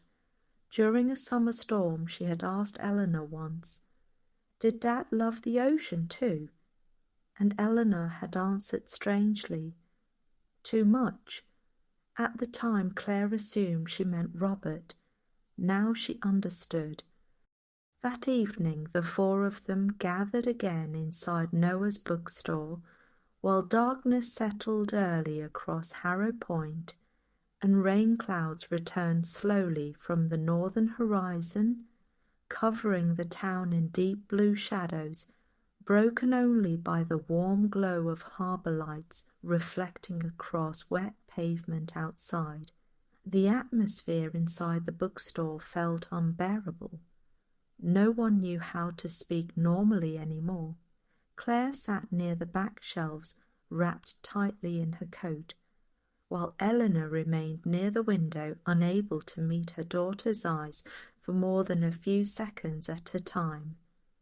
Daniel stood apart from everyone else, like a man awaiting judgment. Finally, Claire broke the silence. "Tell me what happened on that boat." Daniel's face hardened immediately. "No." Claire rose slowly. "You owe me the truth." "I owe you more than the truth," he answered quietly, pain breaking through his voice for the first time. "That's the problem." Claire stepped closer. "Did my father try to kill Thomas?" Daniel closed his eyes briefly. "No." "Then why was he carrying a gun?"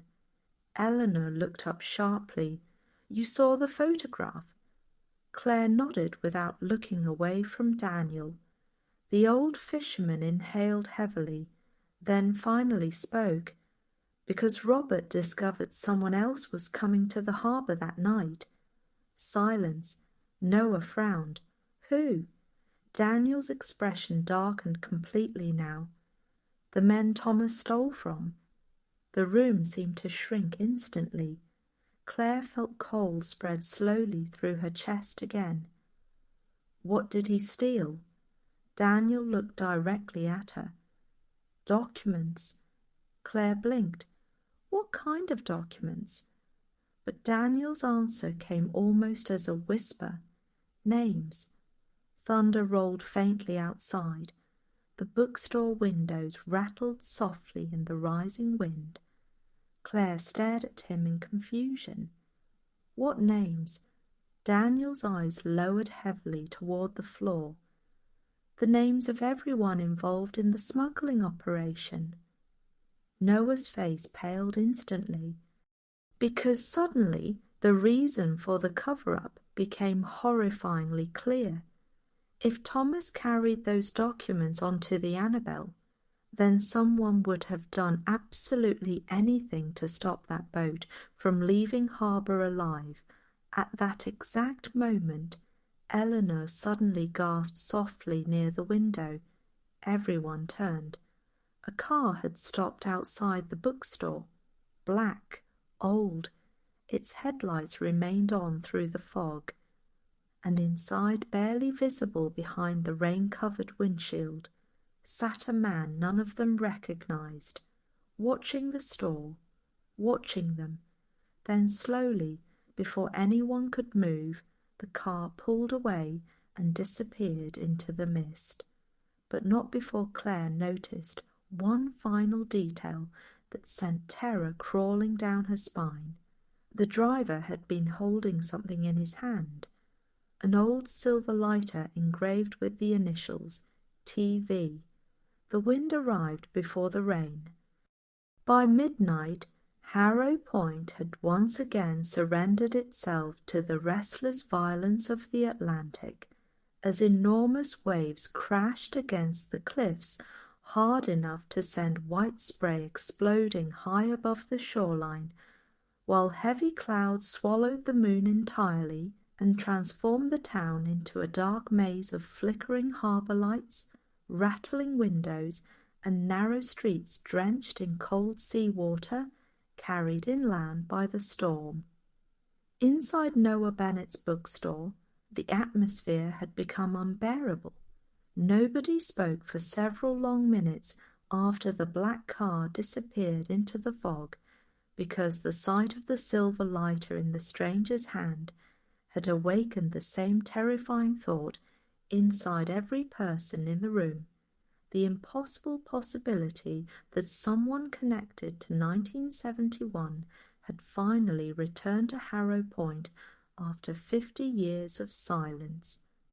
Claire stood frozen near the front window, watching the empty street where the car had vanished, while rain began streaking across the glass in violent diagonal lines.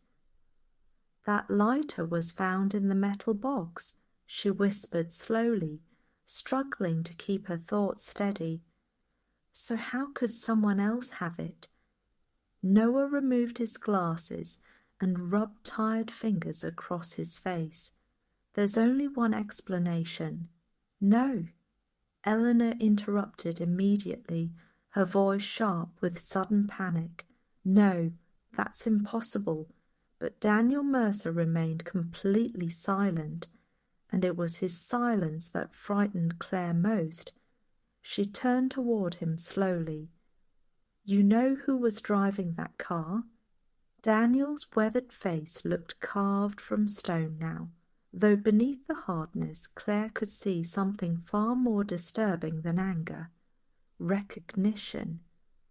The old fisherman stared toward the rain-soaked harbour outside before finally speaking in a low, exhausted voice. The storm that night wasn't supposed to happen. Nobody moved. Daniel lowered himself heavily into one of the chairs near the fireplace, while thunder rolled across the coastline hard enough to shake the bookstore windows. For the first time since this nightmare began, he looked ready to tell the truth. Not all of it, but enough. The weather reports predicted light rain. He continued quietly, staring at his rough hands, as though he could still see the past written across them. Nothing dangerous. Thomas believed we'd have calm water until sunrise. Claire stepped closer, but the storm changed. Daniel nodded slowly, and when it changed, he swallowed heavily. Everything else changed with it. The memory returned to him with terrible clarity. August 18th, 1971. Warm, humid air drifting through the harbour shortly before midnight, while distant music from the summer festival echoed faintly across the docks beneath strings of lantern lights swaying in the wind. The ocean had looked calm then. Too calm. Daniel remembered standing beside the Annabelle while Thomas loaded supplies onto the boat with restless urgency, glancing repeatedly over his shoulder toward the dark streets beyond the harbour, as though expecting someone to appear at any moment. "You're certain nobody followed you?" Daniel had asked quietly. Thomas nodded, though fear lingered visibly behind his eyes. "Robert's buying us time."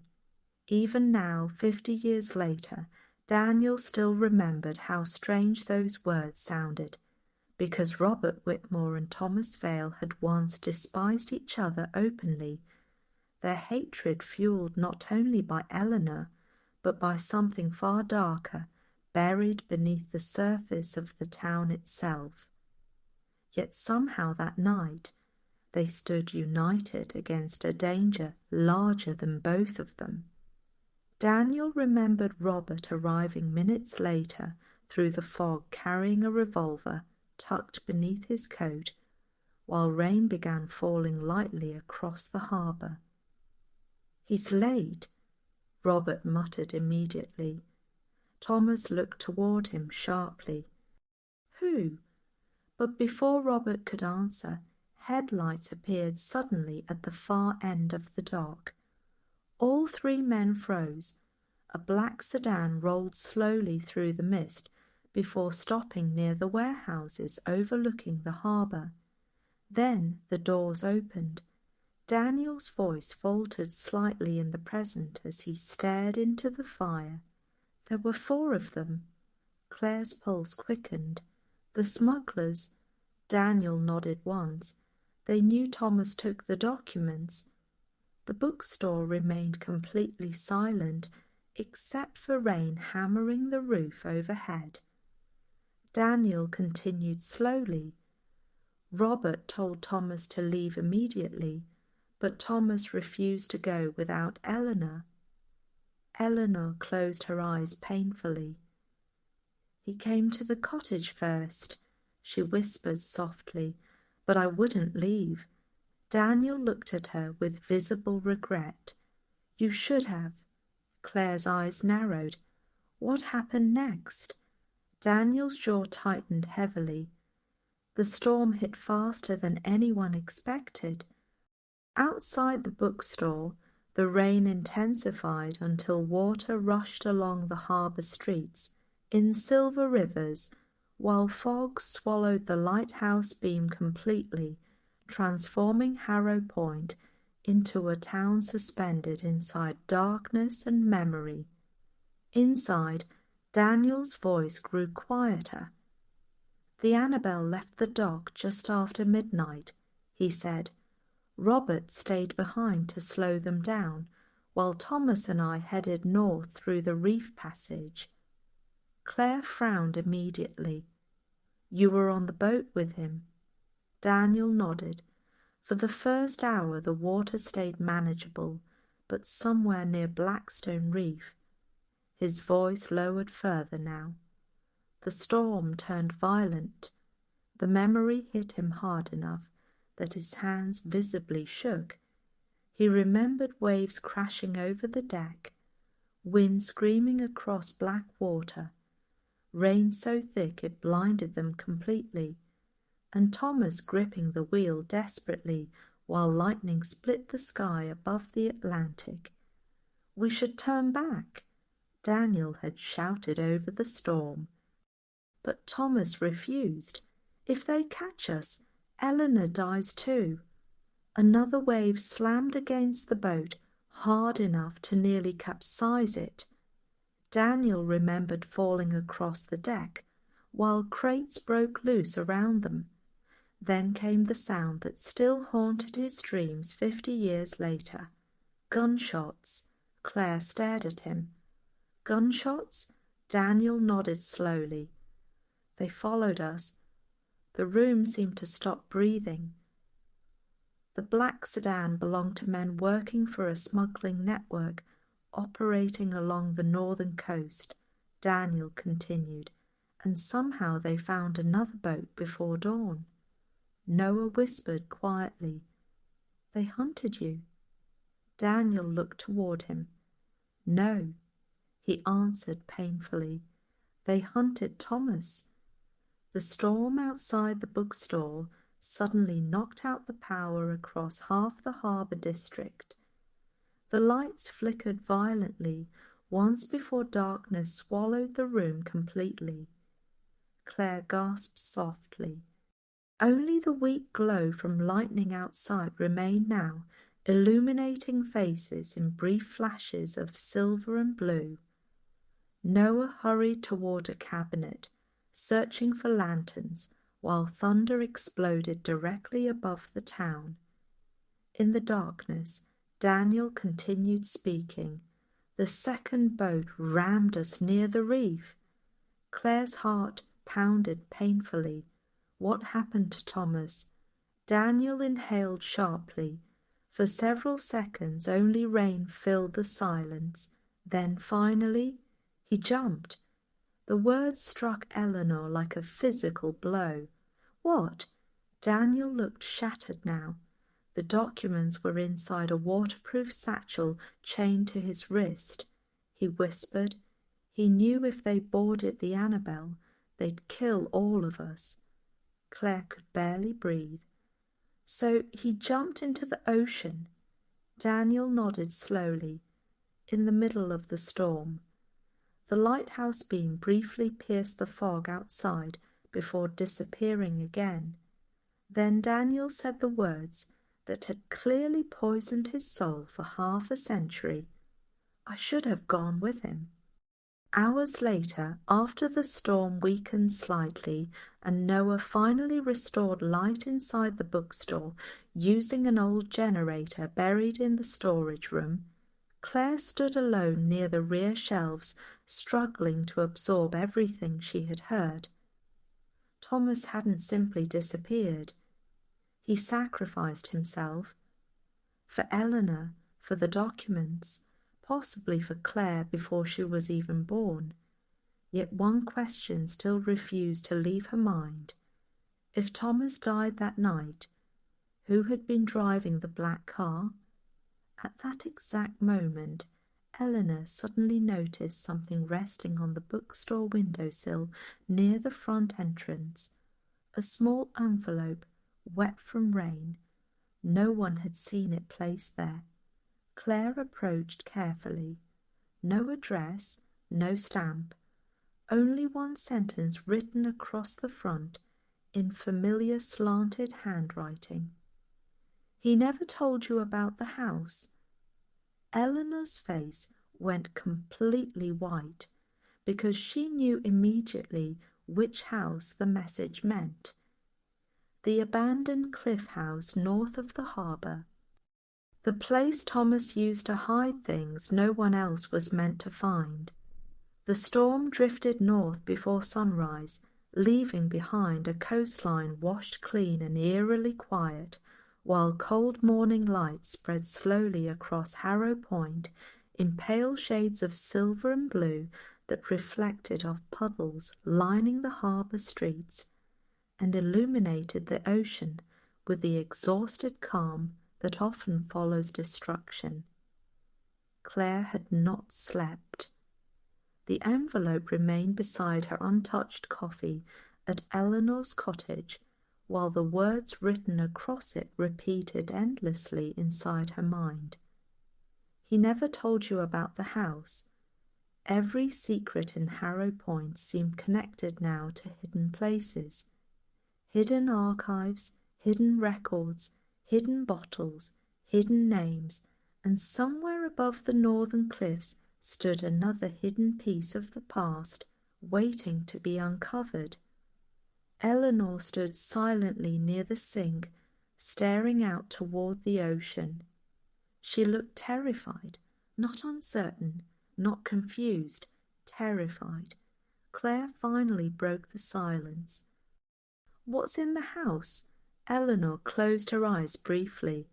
"I don't know any more." "That's not true." The older woman wrapped trembling fingers around a teacup.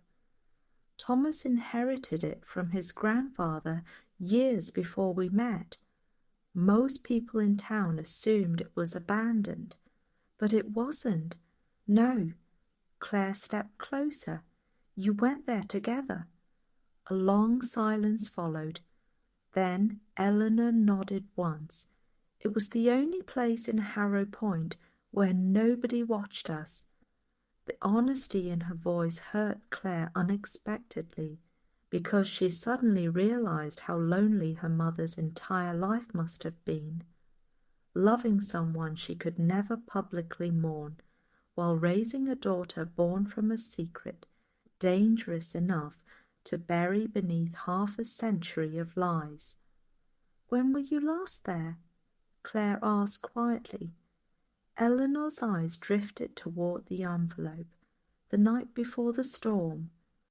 The drive north along the cliffs felt strangely unreal beneath the pale autumn sunlight, because after days of rain and fog, the sudden quietness of the coastline carried an almost dreamlike quality, while endless grey waves rolled beneath the cliffs, with deceptive calm and dead leaves spiraled across the narrow road in cold bursts of wind.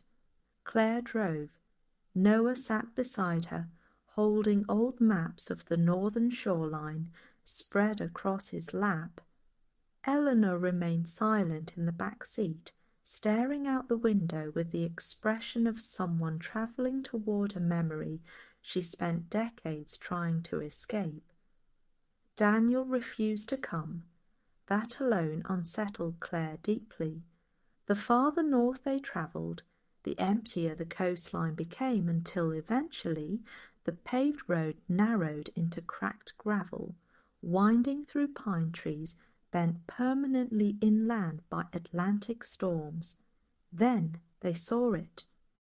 The house stood alone near the edge of the cliffs, overlooking the ocean below, like a forgotten relic abandoned by time itself. Weather-beaten grey shingles peeled from its sides.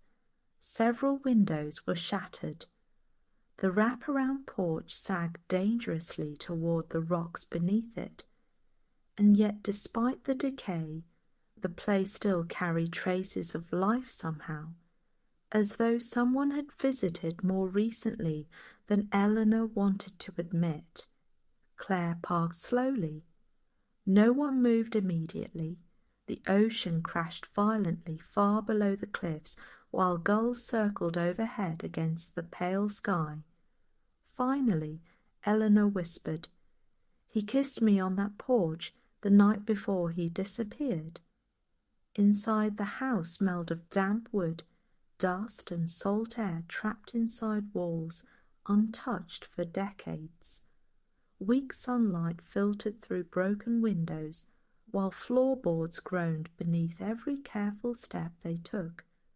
Through rooms frozen in another era, old furniture remained covered in white sheets. Bookshelves leaned crookedly against cracked wallpaper. A rusted radio sat forgotten beside a stone fireplace. Claire moved slowly through the living room, noticing details everywhere: empty whiskey bottles, old maritime charts, cigarette burns in wooden tables, and faded photographs still hanging crookedly on the walls. Thomas had lived here once, not officially, but enough to leave pieces of himself behind. Noah carefully examined the fireplace, while Eleanor stood motionless near the staircase, as though memories themselves were walking silently through the house around her.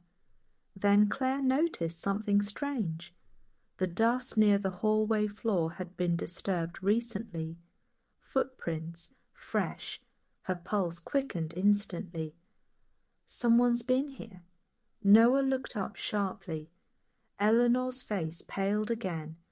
The footprints led toward a narrow door partially hidden beneath the staircase. Claire pulled it open carefully. A stairwell descended into darkness below the house.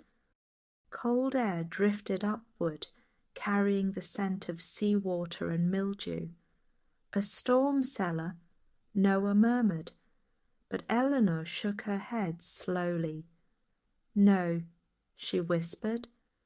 Thomas called it the hiding room. The flashlight beams cut through darkness as they descended carefully beneath the house, while the sound of crashing waves echoed faintly through the walls around them, creating the unsettling sensation that the ocean itself surrounded the underground room on all sides. The cellar was larger than expected. Shelves lined the walls, holding old supply crates, lanterns, rusted tools, and stacks of water-damaged newspapers dating back decades. But it wasn't the supplies that froze Claire instantly. It was the recording equipment.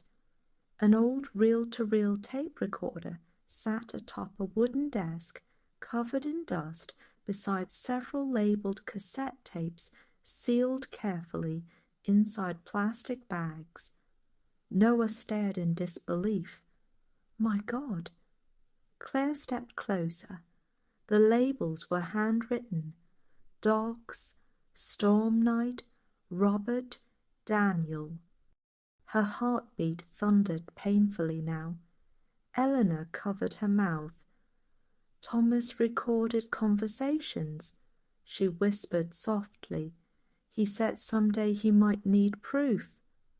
Claire reached carefully toward one of the tapes, then suddenly stopped, because beside the recorder sat a framed photograph hidden partially beneath dust. A recent photograph, not old, not faded, recent. It showed Eleanor walking alone along the beach sometime within the last few years. Someone had been watching her. Recently, Noah noticed it too. That's impossible. Claire slowly turned, unless Thomas survived. Silence crushed the cellar instantly. Then from somewhere deeper inside the underground room came a sound. A creak. Soft but unmistakable. Everyone froze. Another sound followed. Footsteps. Somebody else was inside the house.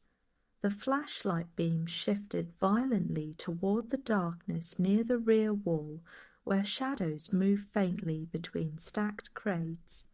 Claire's pulse exploded. Who's there? No answer.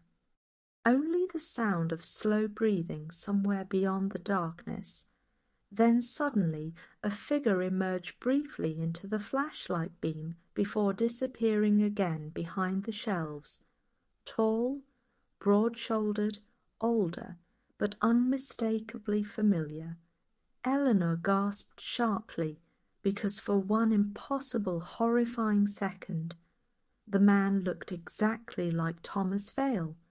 Several minutes later, after Noah searched the rear storage area and found nothing except overturned crates and an open back exit leading toward the cliffs behind the house, Claire stood trembling beside the tape recorder, while cold wind howled faintly through cracks in the cellar walls. Someone had been there, recently, maybe moments earlier, and they had escaped before being seen clearly. Noah picked up one of the cassette tapes carefully. We need to hear these. Claire nodded slowly. Then Eleanor suddenly reached towards the recorder herself with visibly shaking hands. "There's one tape," she whispered, "one he made the night before the storm." She inserted the cassette slowly. The machine crackled alive. Static filled the room. Then voices emerged faintly through distortion. Thomas, Eleanor, Rain, and finally another voice entering the recording unexpectedly. A man's voice, cold, threatening. "You took something that doesn't belong to you." Claire's blood ran cold instantly because she recognized the voice. It was Robert Whitmore, her father. Then the tape crackled again. A struggle, shouting, and finally Thomas's terrified voice saying the words that changed everything. "If they find out about the baby, they'll kill her too." The recording abruptly stopped, and nobody inside the cellar could breathe anymore. The drive back from the cliff house happened beneath a sky so dark and heavy with approaching rain that the entire coastline seemed suspended beneath an enormous bruise-coloured ceiling of clouds, while violent Atlantic waves exploded endlessly against the rocks below the cliffs with a force that made even the narrow coastal road tremble faintly beneath the tires. No one inside the car spoke, not after the tape, not after hearing Robert Whitmore's voice threatening Thomas decades before Claire was born, and certainly not after the figure inside the cellar vanished into the fog before anyone could see his face clearly enough to destroy the final fragile barrier separating fear from certainty. Claire sat in the passenger seat now while Noah drove carefully through the winding roads back toward Harrow Point, and beside her Eleanor stared silently through the rain-covered window with tears slipping occasionally down her face unnoticed, as though the weight of 50 years had finally become too heavy to carry quietly any longer. But Claire could barely look at her.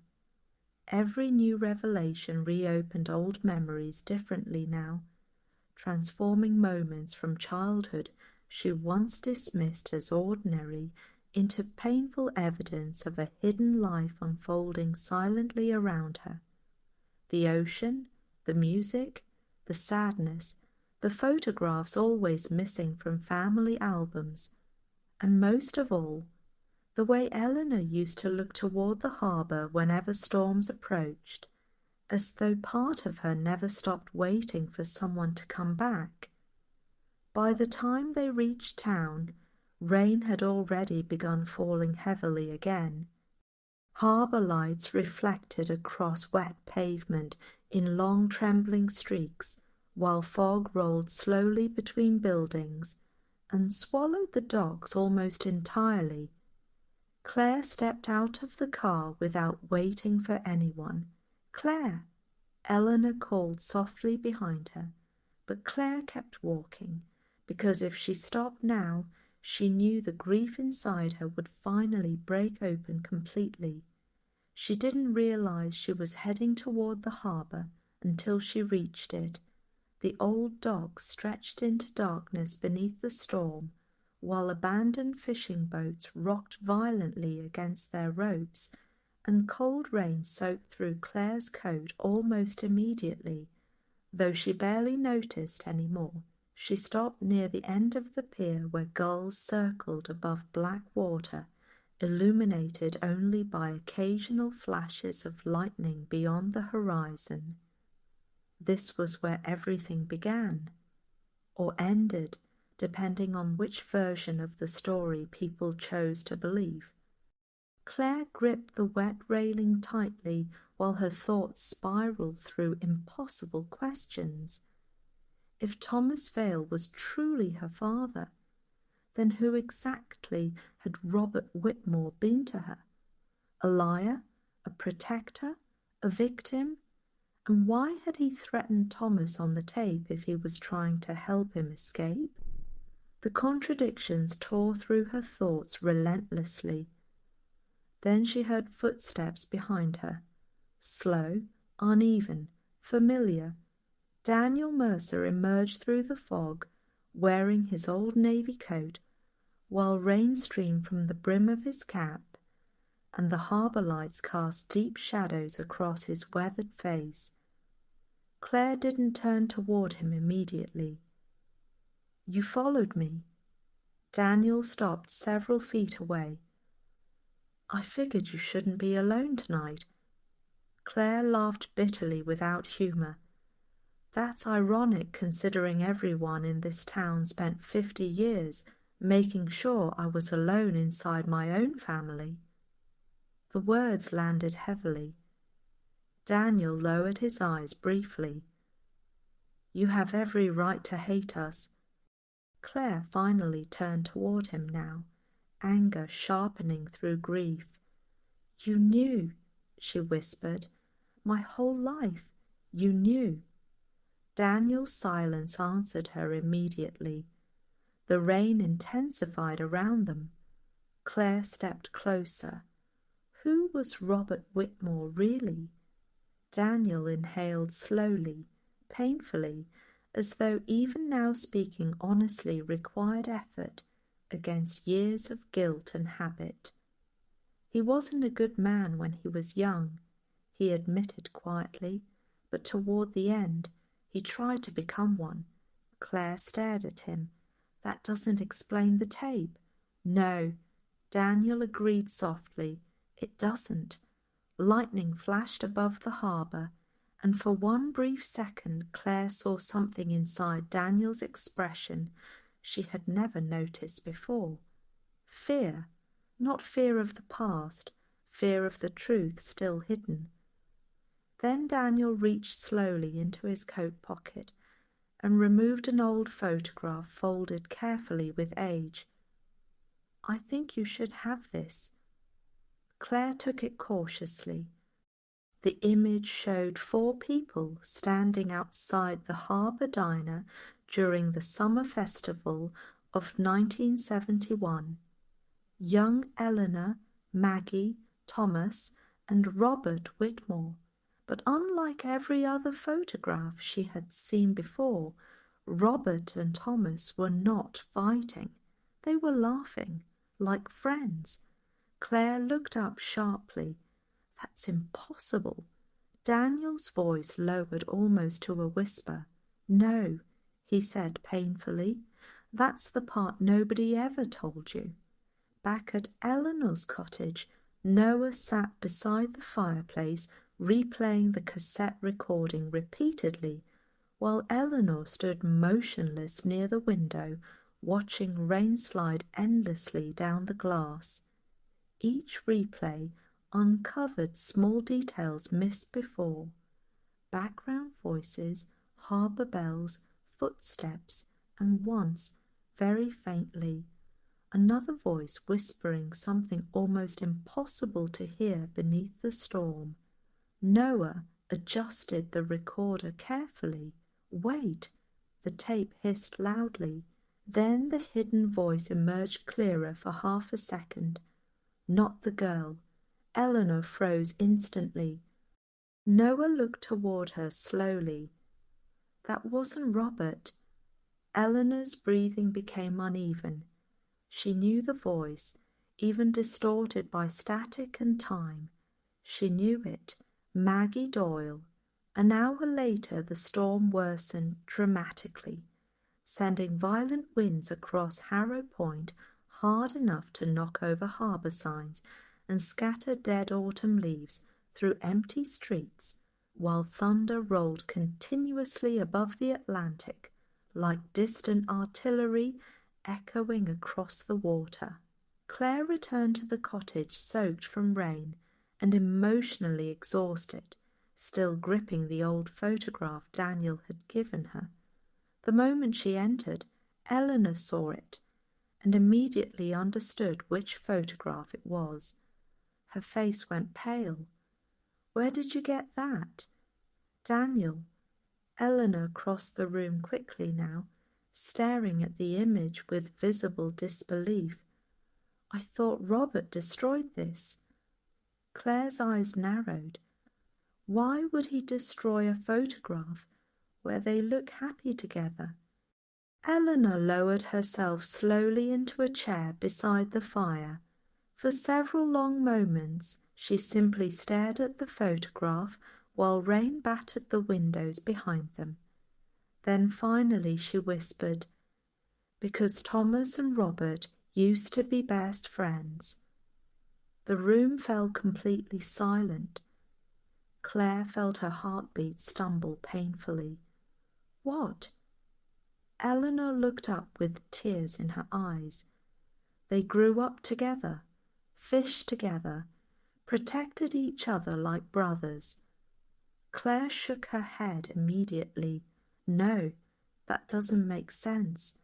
It stopped making sense after I fell in love with Thomas.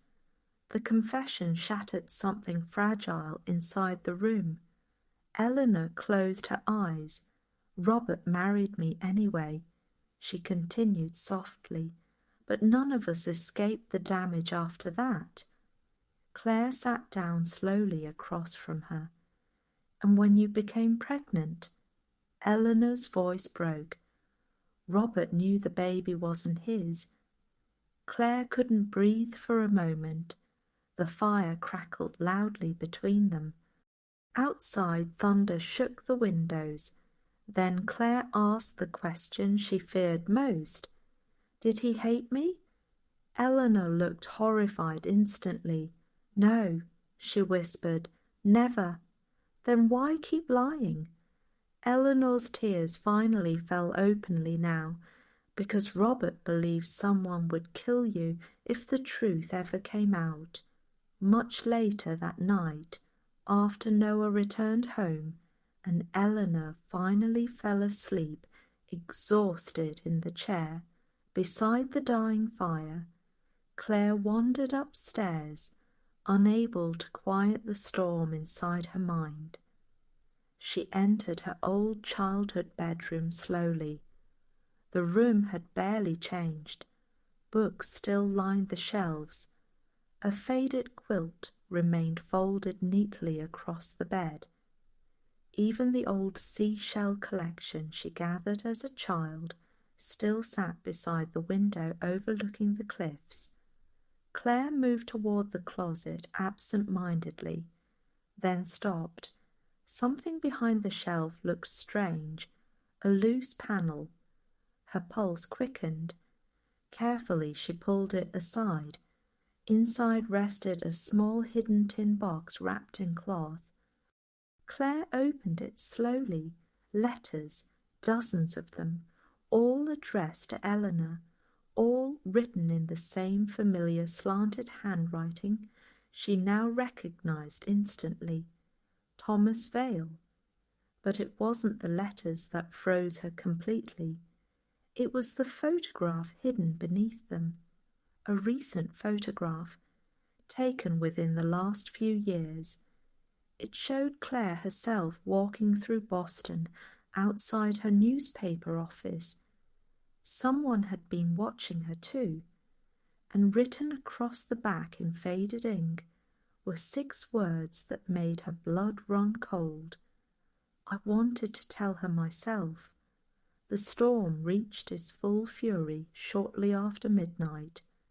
Rain slammed violently against Eleanor's cottage, while Atlantic winds screamed across the cliffs hard enough to shake the old lighthouse beam as it rotated through darkness above the coastline, casting pale sweeping light through the windows every few seconds like the slow blinking eye of the ocean itself. Claire sat alone at the kitchen table, surrounded by Thomas's hidden letters, while exhaustion and disbelief hollowed her from the inside out. Some letters were romantic, others terrified.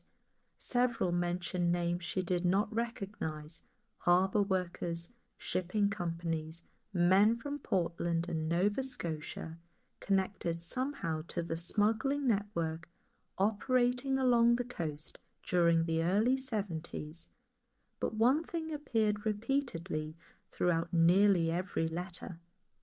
Fear. Thomas had been afraid long before the storm, and increasingly convinced that someone close to them had betrayed him. Claire unfolded another page carefully. The paper trembled slightly in her hands. Eleanor, if anything happens before we leave, don't trust the version they tell you. Robert is trying to protect us now, but I'm no longer certain Daniel is. Claire froze. The wind roared outside. Slowly she lowered the letter, because for the first time since arriving in Harrow Point, she realized Daniel Mercer might not simply be hiding the truth. He might be the reason the tragedy happened at all.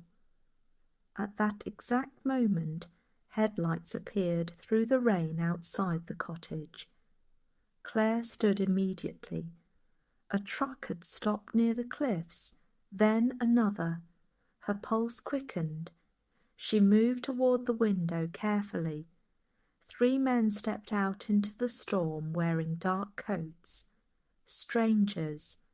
One of them pointed toward the house. Then the porch light suddenly illuminated another figure emerging slowly behind them through the rain. Daniel Mercer. Claire's stomach tightened instantly. Eleanor woke to frantic knocking downstairs.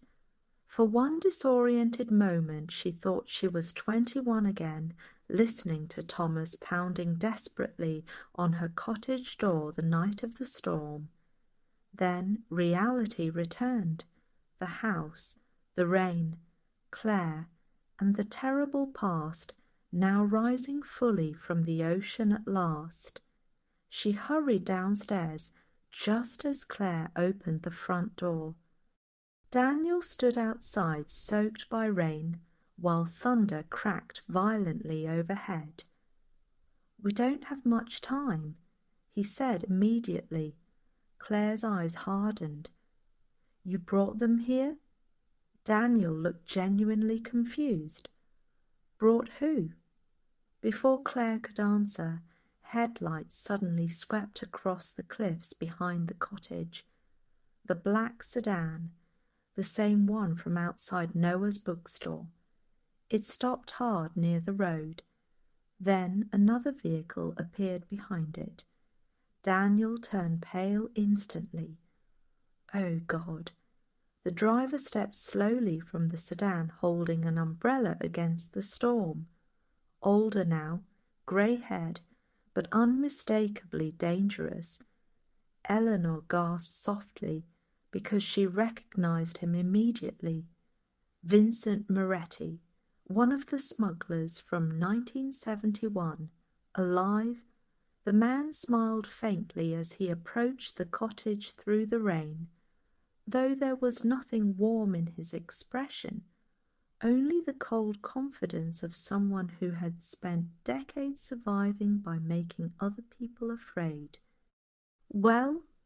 he said calmly after reaching the porch, his eyes moving slowly across Eleanor and Daniel. This reunion took longer than expected. Claire stepped backward instinctively. Daniel moved protectively in front of the door. "You should have stayed gone." Vincent laughed softly. "I tried," he answered, but apparently the ocean had different plans. Lightning flashed violently overhead. For one brief moment his face became terrifyingly clear. Old scars crossed one side of his jaw, and hanging from his fingers, Thomas's silver lighter. Claire felt cold spread through her chest. "You knew my father," she whispered. Vincent's eyes shifted toward her slowly. "Yes," he answered, "though not the one who raised you." Eleanor grabbed Claire's arm instantly. "Don't talk to him." But Vincent ignored her completely. "You look exactly like Thomas did at your age." Claire's pulse hammered painfully. Daniel stepped forward. "What do you want?" Vincent's expression darkened slightly. "The documents." Silence crashed through the storm. Eleanor stared at him in disbelief. "They were lost at sea." "No," Vincent replied quietly. "They weren't." Rain poured harder across the porch roof. Then Vincent looked directly at Daniel. "And after 50 years, I think you're finally ready to admit where you hid them." Inside the cottage moments later, tension filled every corner of the room while thunder shook the windows and the ocean roared invisibly beyond the cliffs beneath complete darkness. Vincent sat near the fireplace with the calmness of a man entirely certain he controlled the situation.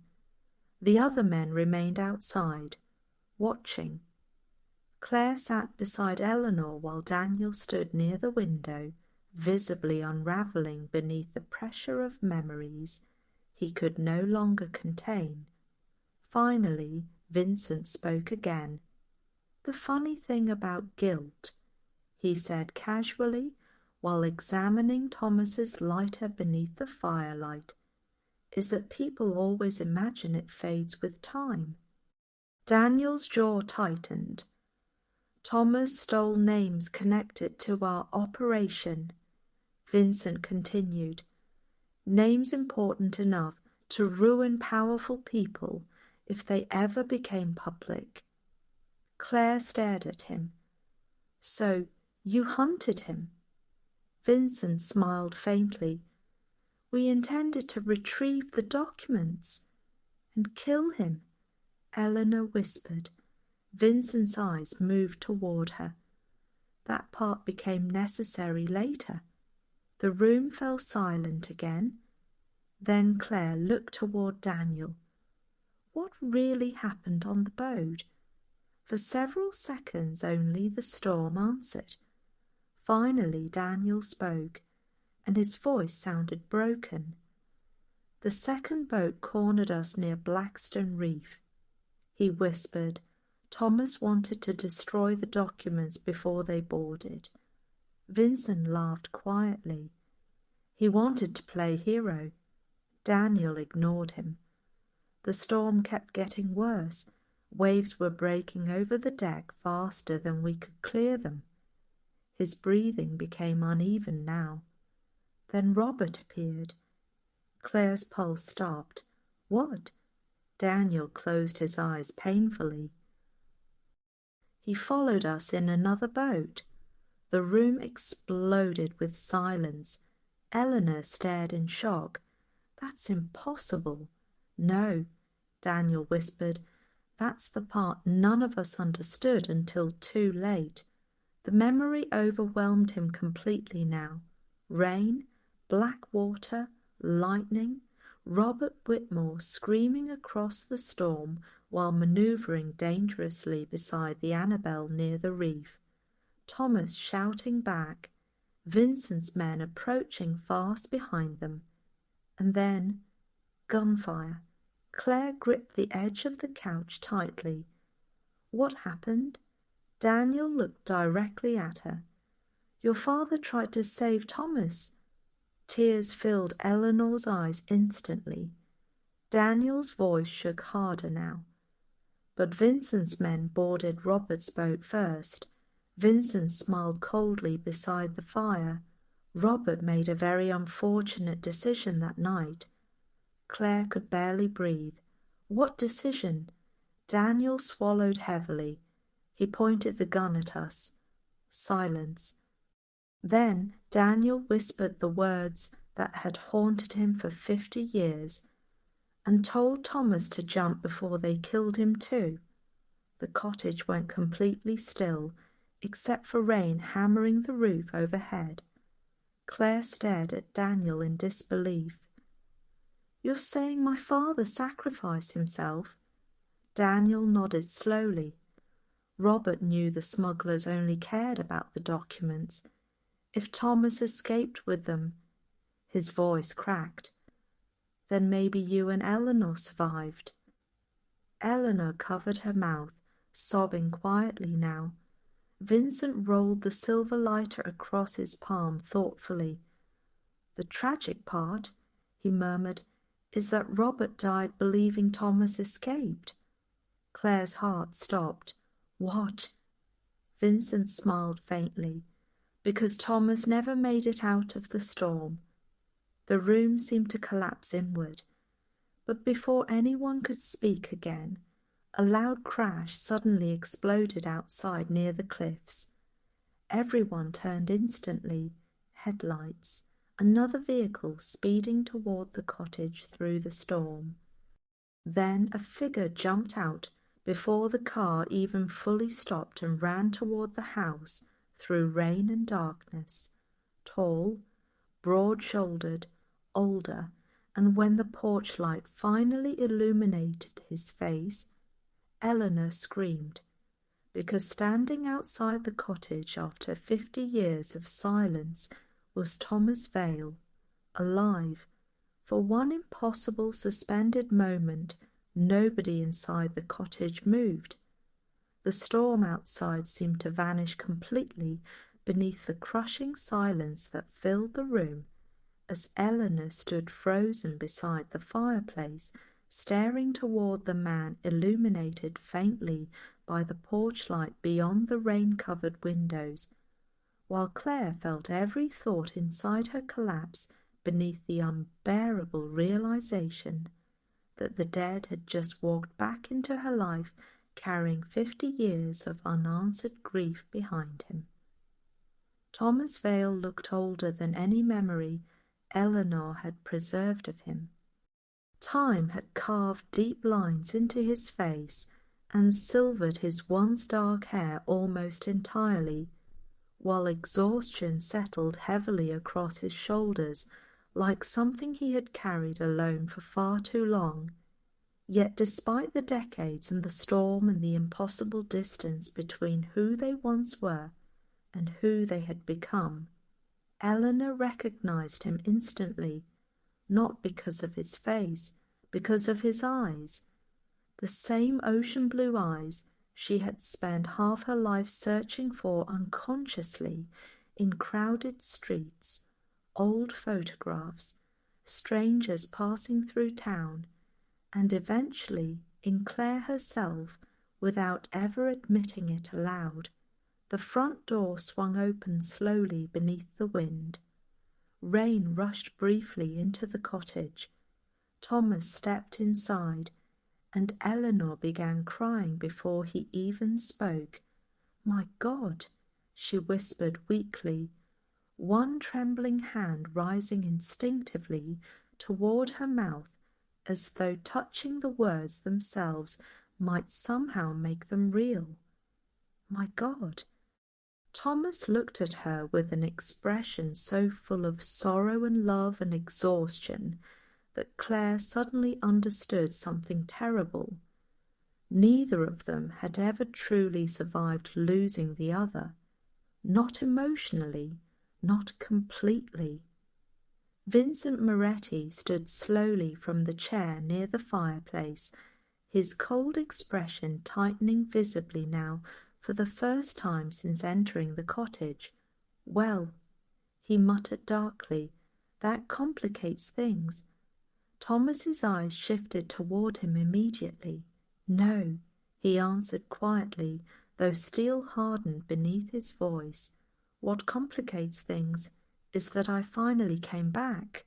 The storm raged harder outside while nobody inside the cottage seemed fully capable of breathing normally anymore. Claire stared at Thomas in complete disbelief, while fragments of herself rearranged violently beneath the weight of this impossible moment.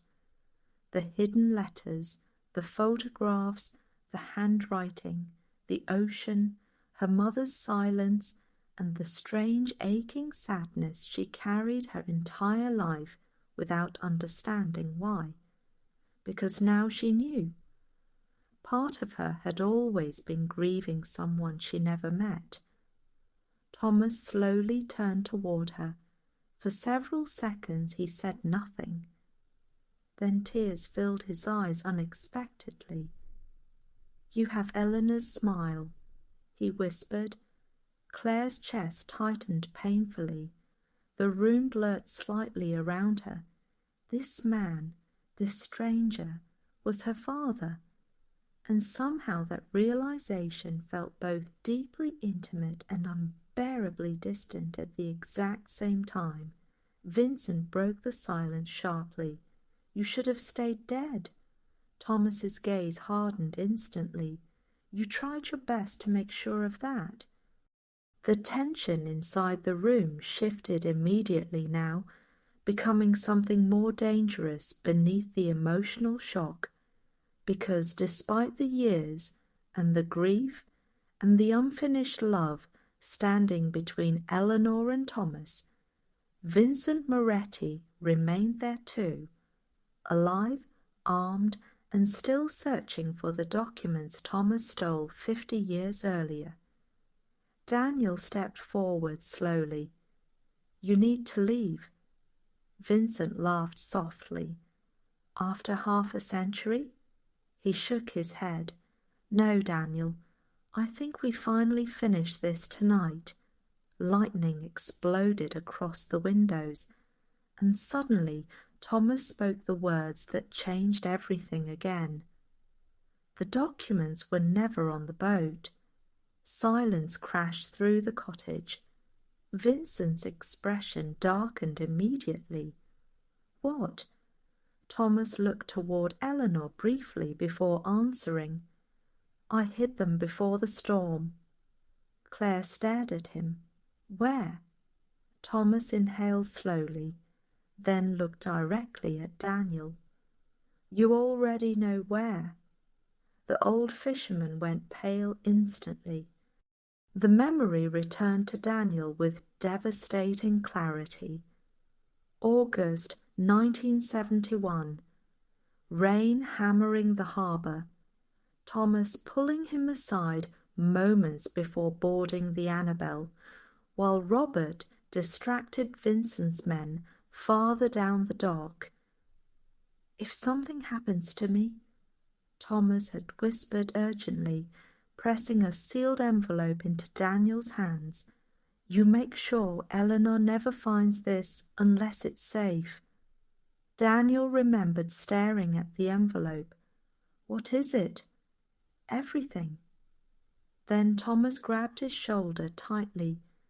"And if I don't come back," his voice had broken slightly then, "tell my daughter I never stopped thinking about her." Back in the present, Daniel's hands trembled violently now, because for 50 years he had hidden that envelope exactly where Thomas instructed him.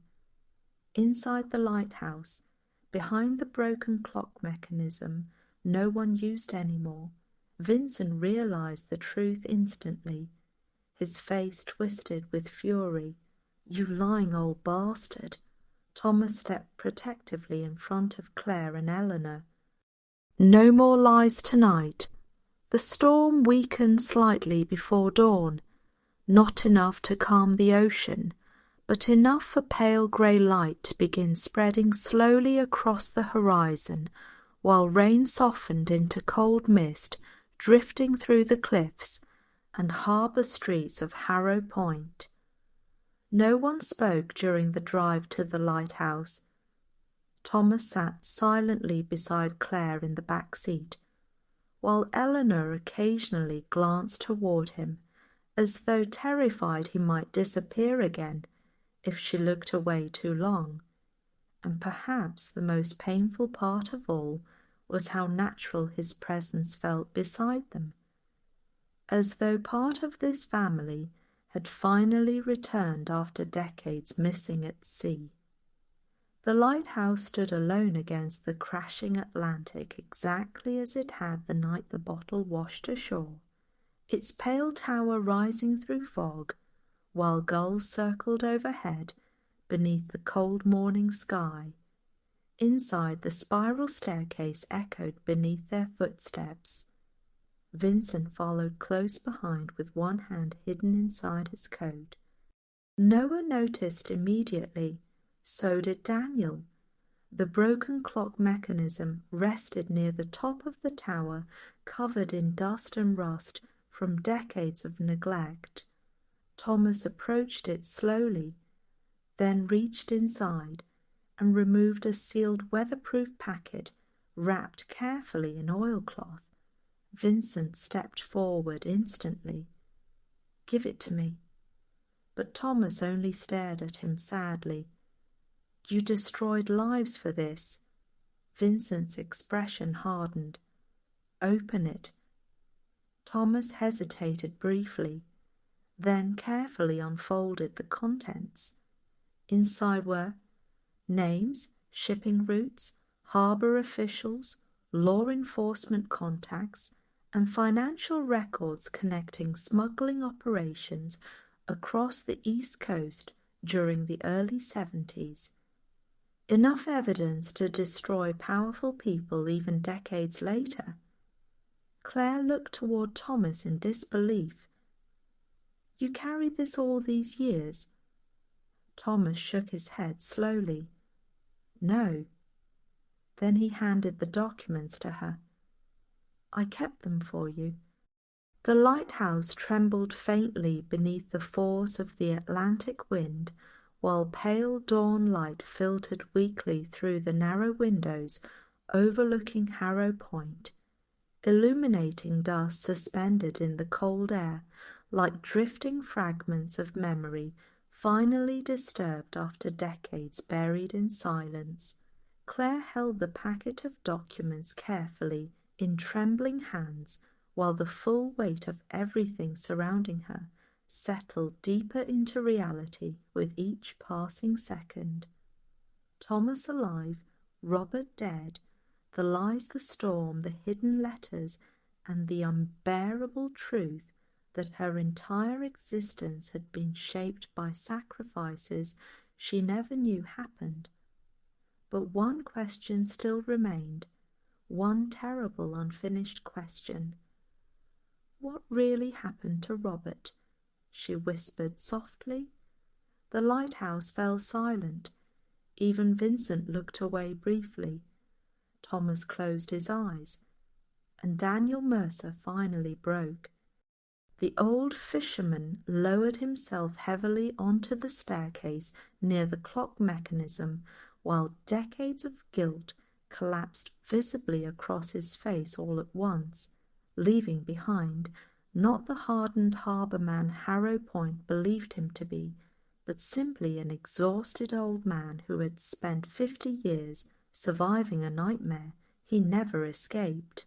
"It was my fault," he whispered. Eleanor turned sharply. "No, yes," Daniel interrupted painfully. "All of it." Rain tapped softly now against the lighthouse glass, while distant waves crashed below the cliffs. Daniel stared at his shaking hands. "When Vincent's men found us near Blackstone Reef, Robert realized there was no way all three of us survived." His voice trembled harder. The storm was destroying both boats. Visibility was gone. The reef was too close. Claire barely breathed. Daniel continued quietly. Thomas wanted to jump with the documents and disappear into the storm while Robert distracted the smugglers. He swallowed heavily. But Robert knew Thomas wouldn't survive the water alone. Thomas lowered his eyes. Then Daniel whispered the words that had haunted him for half a century. "So Robert made me choose." Silence. Claire's pulse thundered painfully. "What do you mean?" Daniel looked directly at her now. "He ordered me to take Thomas and leave him behind." Eleanor gasped softly. Thomas closed his eyes. Daniel's voice cracked completely. "I refused." Tears filled his eyes now openly. "But Robert pulled a gun on me." The lighthouse seemed to stop breathing. "He knew Vincent's men would follow whichever boat carried Thomas," Daniel continued, so Robert fired into our fuel tank himself. Claire stared in horror. What? He made it look like our boat was sinking, Daniel whispered. Then he forced me to take Thomas onto the emergency raft while he stayed behind to lead Vincent away from us. The truth shattered through the room like broken glass. Thomas covered his face briefly. I tried to go back for him. Daniel nodded painfully. I know. But the storm separated us, Thomas whispered. Rain and ocean filled the silence. Then Daniel finally revealed the part he had hidden from everyone. The smugglers rammed Robert's boat near the reef. Claire felt tears spill down her face instantly. Daniel lowered his head completely, and I watched it happen. Outside the lighthouse, morning finally began breaking fully across Harrow Point, as silver sunlight pushed weakly through thinning clouds and illuminated the harbour in pale trembling reflections across wet docks and restless grey water. Inside, the emotional wreckage left by the truth settled heavily around everyone. Robert Whitmore had not been a villain. Not entirely. He had been flawed, afraid, involved in terrible things, but in the end, he sacrificed himself to save Thomas, to save Eleanor, to save Claire before she was even born. Claire leaned against the lighthouse wall, trying to steady herself emotionally, while decades of resentment toward a father she barely remembered collapsed into grief for a man she had never truly known. He let me believe he abandoned us, she whispered through tears. Thomas stepped toward her slowly. No, he said gently. He let Eleanor protect you. Claire looked up sharply. Thomas's eyes filled with sadness. Robert believed if people connected to Vincent ever learned who you really were. He paused painfully. You'd never be safe. Claire closed her eyes, and for the first time in her life, she mourned Robert Whitmore honestly. Not the invented version, the real one. Vincent Moretti moved suddenly. The motion happened so quickly that for one terrible second nobody reacted fast enough as he pulled a revolver from inside his coat and grabbed the documents violently from Claire's hands. 50 years, he muttered bitterly while backing toward the staircase. 50 years wasted because none of you knew when to let the dead stay buried. Thomas stepped forward immediately. It's over. No, Vincent snapped sharply. It ends when those records disappear. But Daniel suddenly rose between them. No more. Vincent laughed coldly. You think you're brave now? Daniel's weathered face hardened. No, he answered quietly. Just tired. The revolver shook slightly in Vincent's hand, while lighthouse wind howled through the tower. Then Thomas spoke carefully. Robert died believing people could still change. Vincent's expression twisted angrily. He was weak. No, Thomas replied softly. That's what frightened you. The silence that followed stretched unbearably. Then slowly, Vincent lowered the gun, not from surrender, from exhaustion. The fight had outlived everyone involved. Even hatred eventually grows old. Daniel stepped forward quietly and took the revolver from his hand without resistance. Outside, police sirens finally echoed faintly from town below. Noah had called them nearly an hour earlier. Vincent closed his eyes, and for the first time since arriving at the cottage, he looked ancient. Later that afternoon, after authorities escorted Vincent away and the storm finally broke apart completely above the Atlantic, Claire stood alone near the harbour, watching sunlight spread across the ocean, while gulls drifted peacefully overhead and fishing boats slowly returned to the water one by one. Thomas approached quietly beside her. For several moments neither spoke. Then Claire asked softly, "Why didn't you come back?" The question carried no anger now, only sadness. Thomas looked toward the horizon. "Because everyone believed I was dead," he answered carefully. "And once I realized Vincent's network was still active," he shook his head, "I thought staying away protected you." Claire's eyes filled again. "You watched me grow up." Thomas nodded once. "I watched every graduation article your mother saved." A faint smile touched his face painfully. "You became exactly who Robert hoped you would become." Claire stared at him. "You talked about him like you loved him." Thomas looked out toward the harbour. "I did." The answer stunned her. "He saved my life." The wind moved softly through the docks. Then Thomas whispered, "And he gave me a daughter he knew would never belong to him." Claire finally understood then. This story had never been about villains and heroes, only damaged people trying desperately to protect the ones they loved.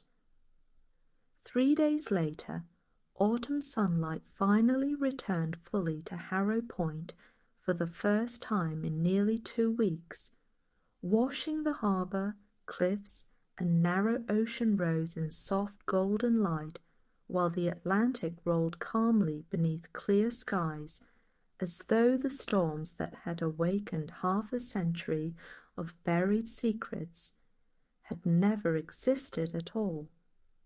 But the town had changed. Not visibly. The buildings remained weathered. The harbour still smelled of salt water, diesel fuel, and cold wind drifting inland from the sea.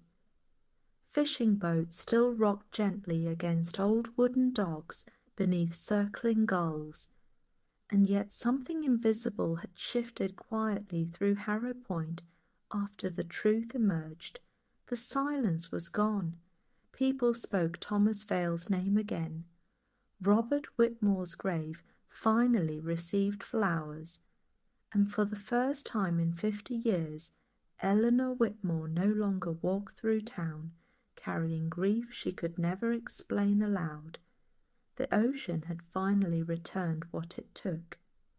Claire stood outside Eleanor's cottage that morning, wrapped in a thick wool coat, while cold November wind moved softly through dead leaves scattered across the cliffs below the lighthouse. She had postponed returning to Boston twice already, partly because reporters from larger newspapers had begun contacting her after Vincent Moretti's arrest reopened decades-old investigations connected to smuggling operations along the East Coast, but mostly because she wasn't ready to leave yet. Not now, not after spending nearly her entire life emotionally distant from a mother she suddenly understood for the very first time. Inside the cottage, Frank Sinatra played softly from the old record player, while Eleanor moved slowly around the kitchen preparing breakfast, her expression calmer now than Claire had seen in years. Older still? Grief leaves permanent marks, but lighter somehow. Thomas sat near the window overlooking the ocean, holding a cup of coffee between both hands, while morning sunlight illuminated the silver in his hair. Even now, seeing him there still felt unreal to Claire sometimes. not because he was a stranger anymore, but because part of her still mourned the lost decades they would never recover. And yet there was peace in simply having him here at all. "You're staring again," Thomas said gently, noticing her from across the room. Claire smiled faintly. "I'm trying to decide whether this is healing or emotional whiplash." Thomas laughed softly for the first time since returning to Harrow Point, and the sound carried such warmth and sadness together that Eleanor stopped moving entirely just to listen to it. Some sounds become sacred after enough years without them. Later that afternoon, Claire followed Eleanor down the shoreline where the entire story had begun weeks earlier, after the storm uncovered the glass bottle buried beneath wet sand and seaweed along the rocks below the cliffs. The beach looked peaceful now, cold, quiet, beautiful. Long waves rolled gently toward shore beneath pale sunlight, while distant gulls drifted over the Atlantic, and the lighthouse beam rotated lazily behind them despite the clear weather. Eleanor carried something carefully in her coat pocket. Claire noticed immediately. "What is that?" Eleanor smiled softly. "The last letter." Claire stopped walking. Thomas had written dozens, but there was one they still had not opened. The final unsent letter discovered hidden inside the lighthouse packet alongside the documents. Eleanor removed it carefully now. The envelope looked fragile with age, the handwriting unmistakable. "Thomas, I couldn't read it before," Eleanor admitted quietly, while ocean wind moved strands of silver hair across her face. "I think part of me was afraid the last thing he ever said would become permanent." Claire looked toward the water, but now Eleanor's eyes filled softly with emotion. Now he came home. They sat together near the rocks where the bottle had washed ashore, and slowly, carefully, Eleanor unfolded the final letter. The paper trembled slightly in her hands, while waves whispered against the sand below them.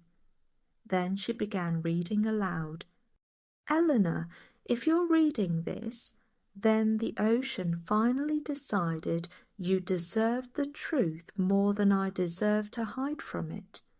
I used to believe survival meant disappearing, but after enough years alone, I realized there are worse things than dying. There's living without the people who taught your heart how to recognize home. If Claire ever learns who I am, tell her I watch from far away, because loving someone sometimes means becoming the distance that keeps them safe. Tell her Robert was braver than any of us, and tell her every birthday I spent away from her felt like another storm I survived without ever truly making it back to shore. I loved you both enough to stay gone. That was the tragedy and the mistake. Thomas." By the time Eleanor finished reading, both women were crying openly, while cold wind carried the sound of waves gently across the shoreline around them. Claire wiped tears from her face slowly. "He really loved her," she whispered. Eleanor nodded. "And Robert loved her too." The ocean moved quietly before them beneath pale afternoon light. Then Claire looked toward her mother carefully. "I spent so many years angry at you." Eleanor smiled sadly. "You had every reason." "No," Claire answered softly after a long pause.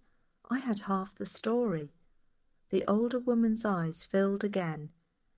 Claire moved closer then and wrapped her arms around her mother fully, for the first time in many years, without hesitation, without guarded distance, without old resentment standing painfully between them, and Eleanor held her like someone finally allowed to stop grieving alone.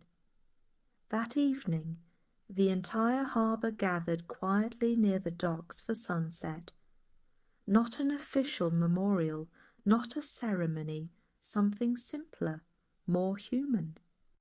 The people of Harrow Point brought lanterns, old photographs, flowers, and stories long buried beneath decades of silence, while fishing boats lined the harbour beneath fading orange light, and the Atlantic reflected sunset across calm water in endless trembling gold. Noah Bennett stood near the pier, reading aloud the names recovered from Thomas's documents, while local authorities quietly reopened investigations that should have happened 50 years earlier. Maggie Doyle cried beside Eleanor openly, without shame any more. Daniel Mercer stood apart from the crowd near the edge of the docks, staring out toward Blackstone Reef, where Robert Whitmore disappeared during the storm all those years ago. Claire approached him slowly. "You still blame yourself?" Daniel nodded once. "I always will." Claire looked toward the ocean. "Maybe that's part of surviving things like this." Daniel glanced toward her carefully.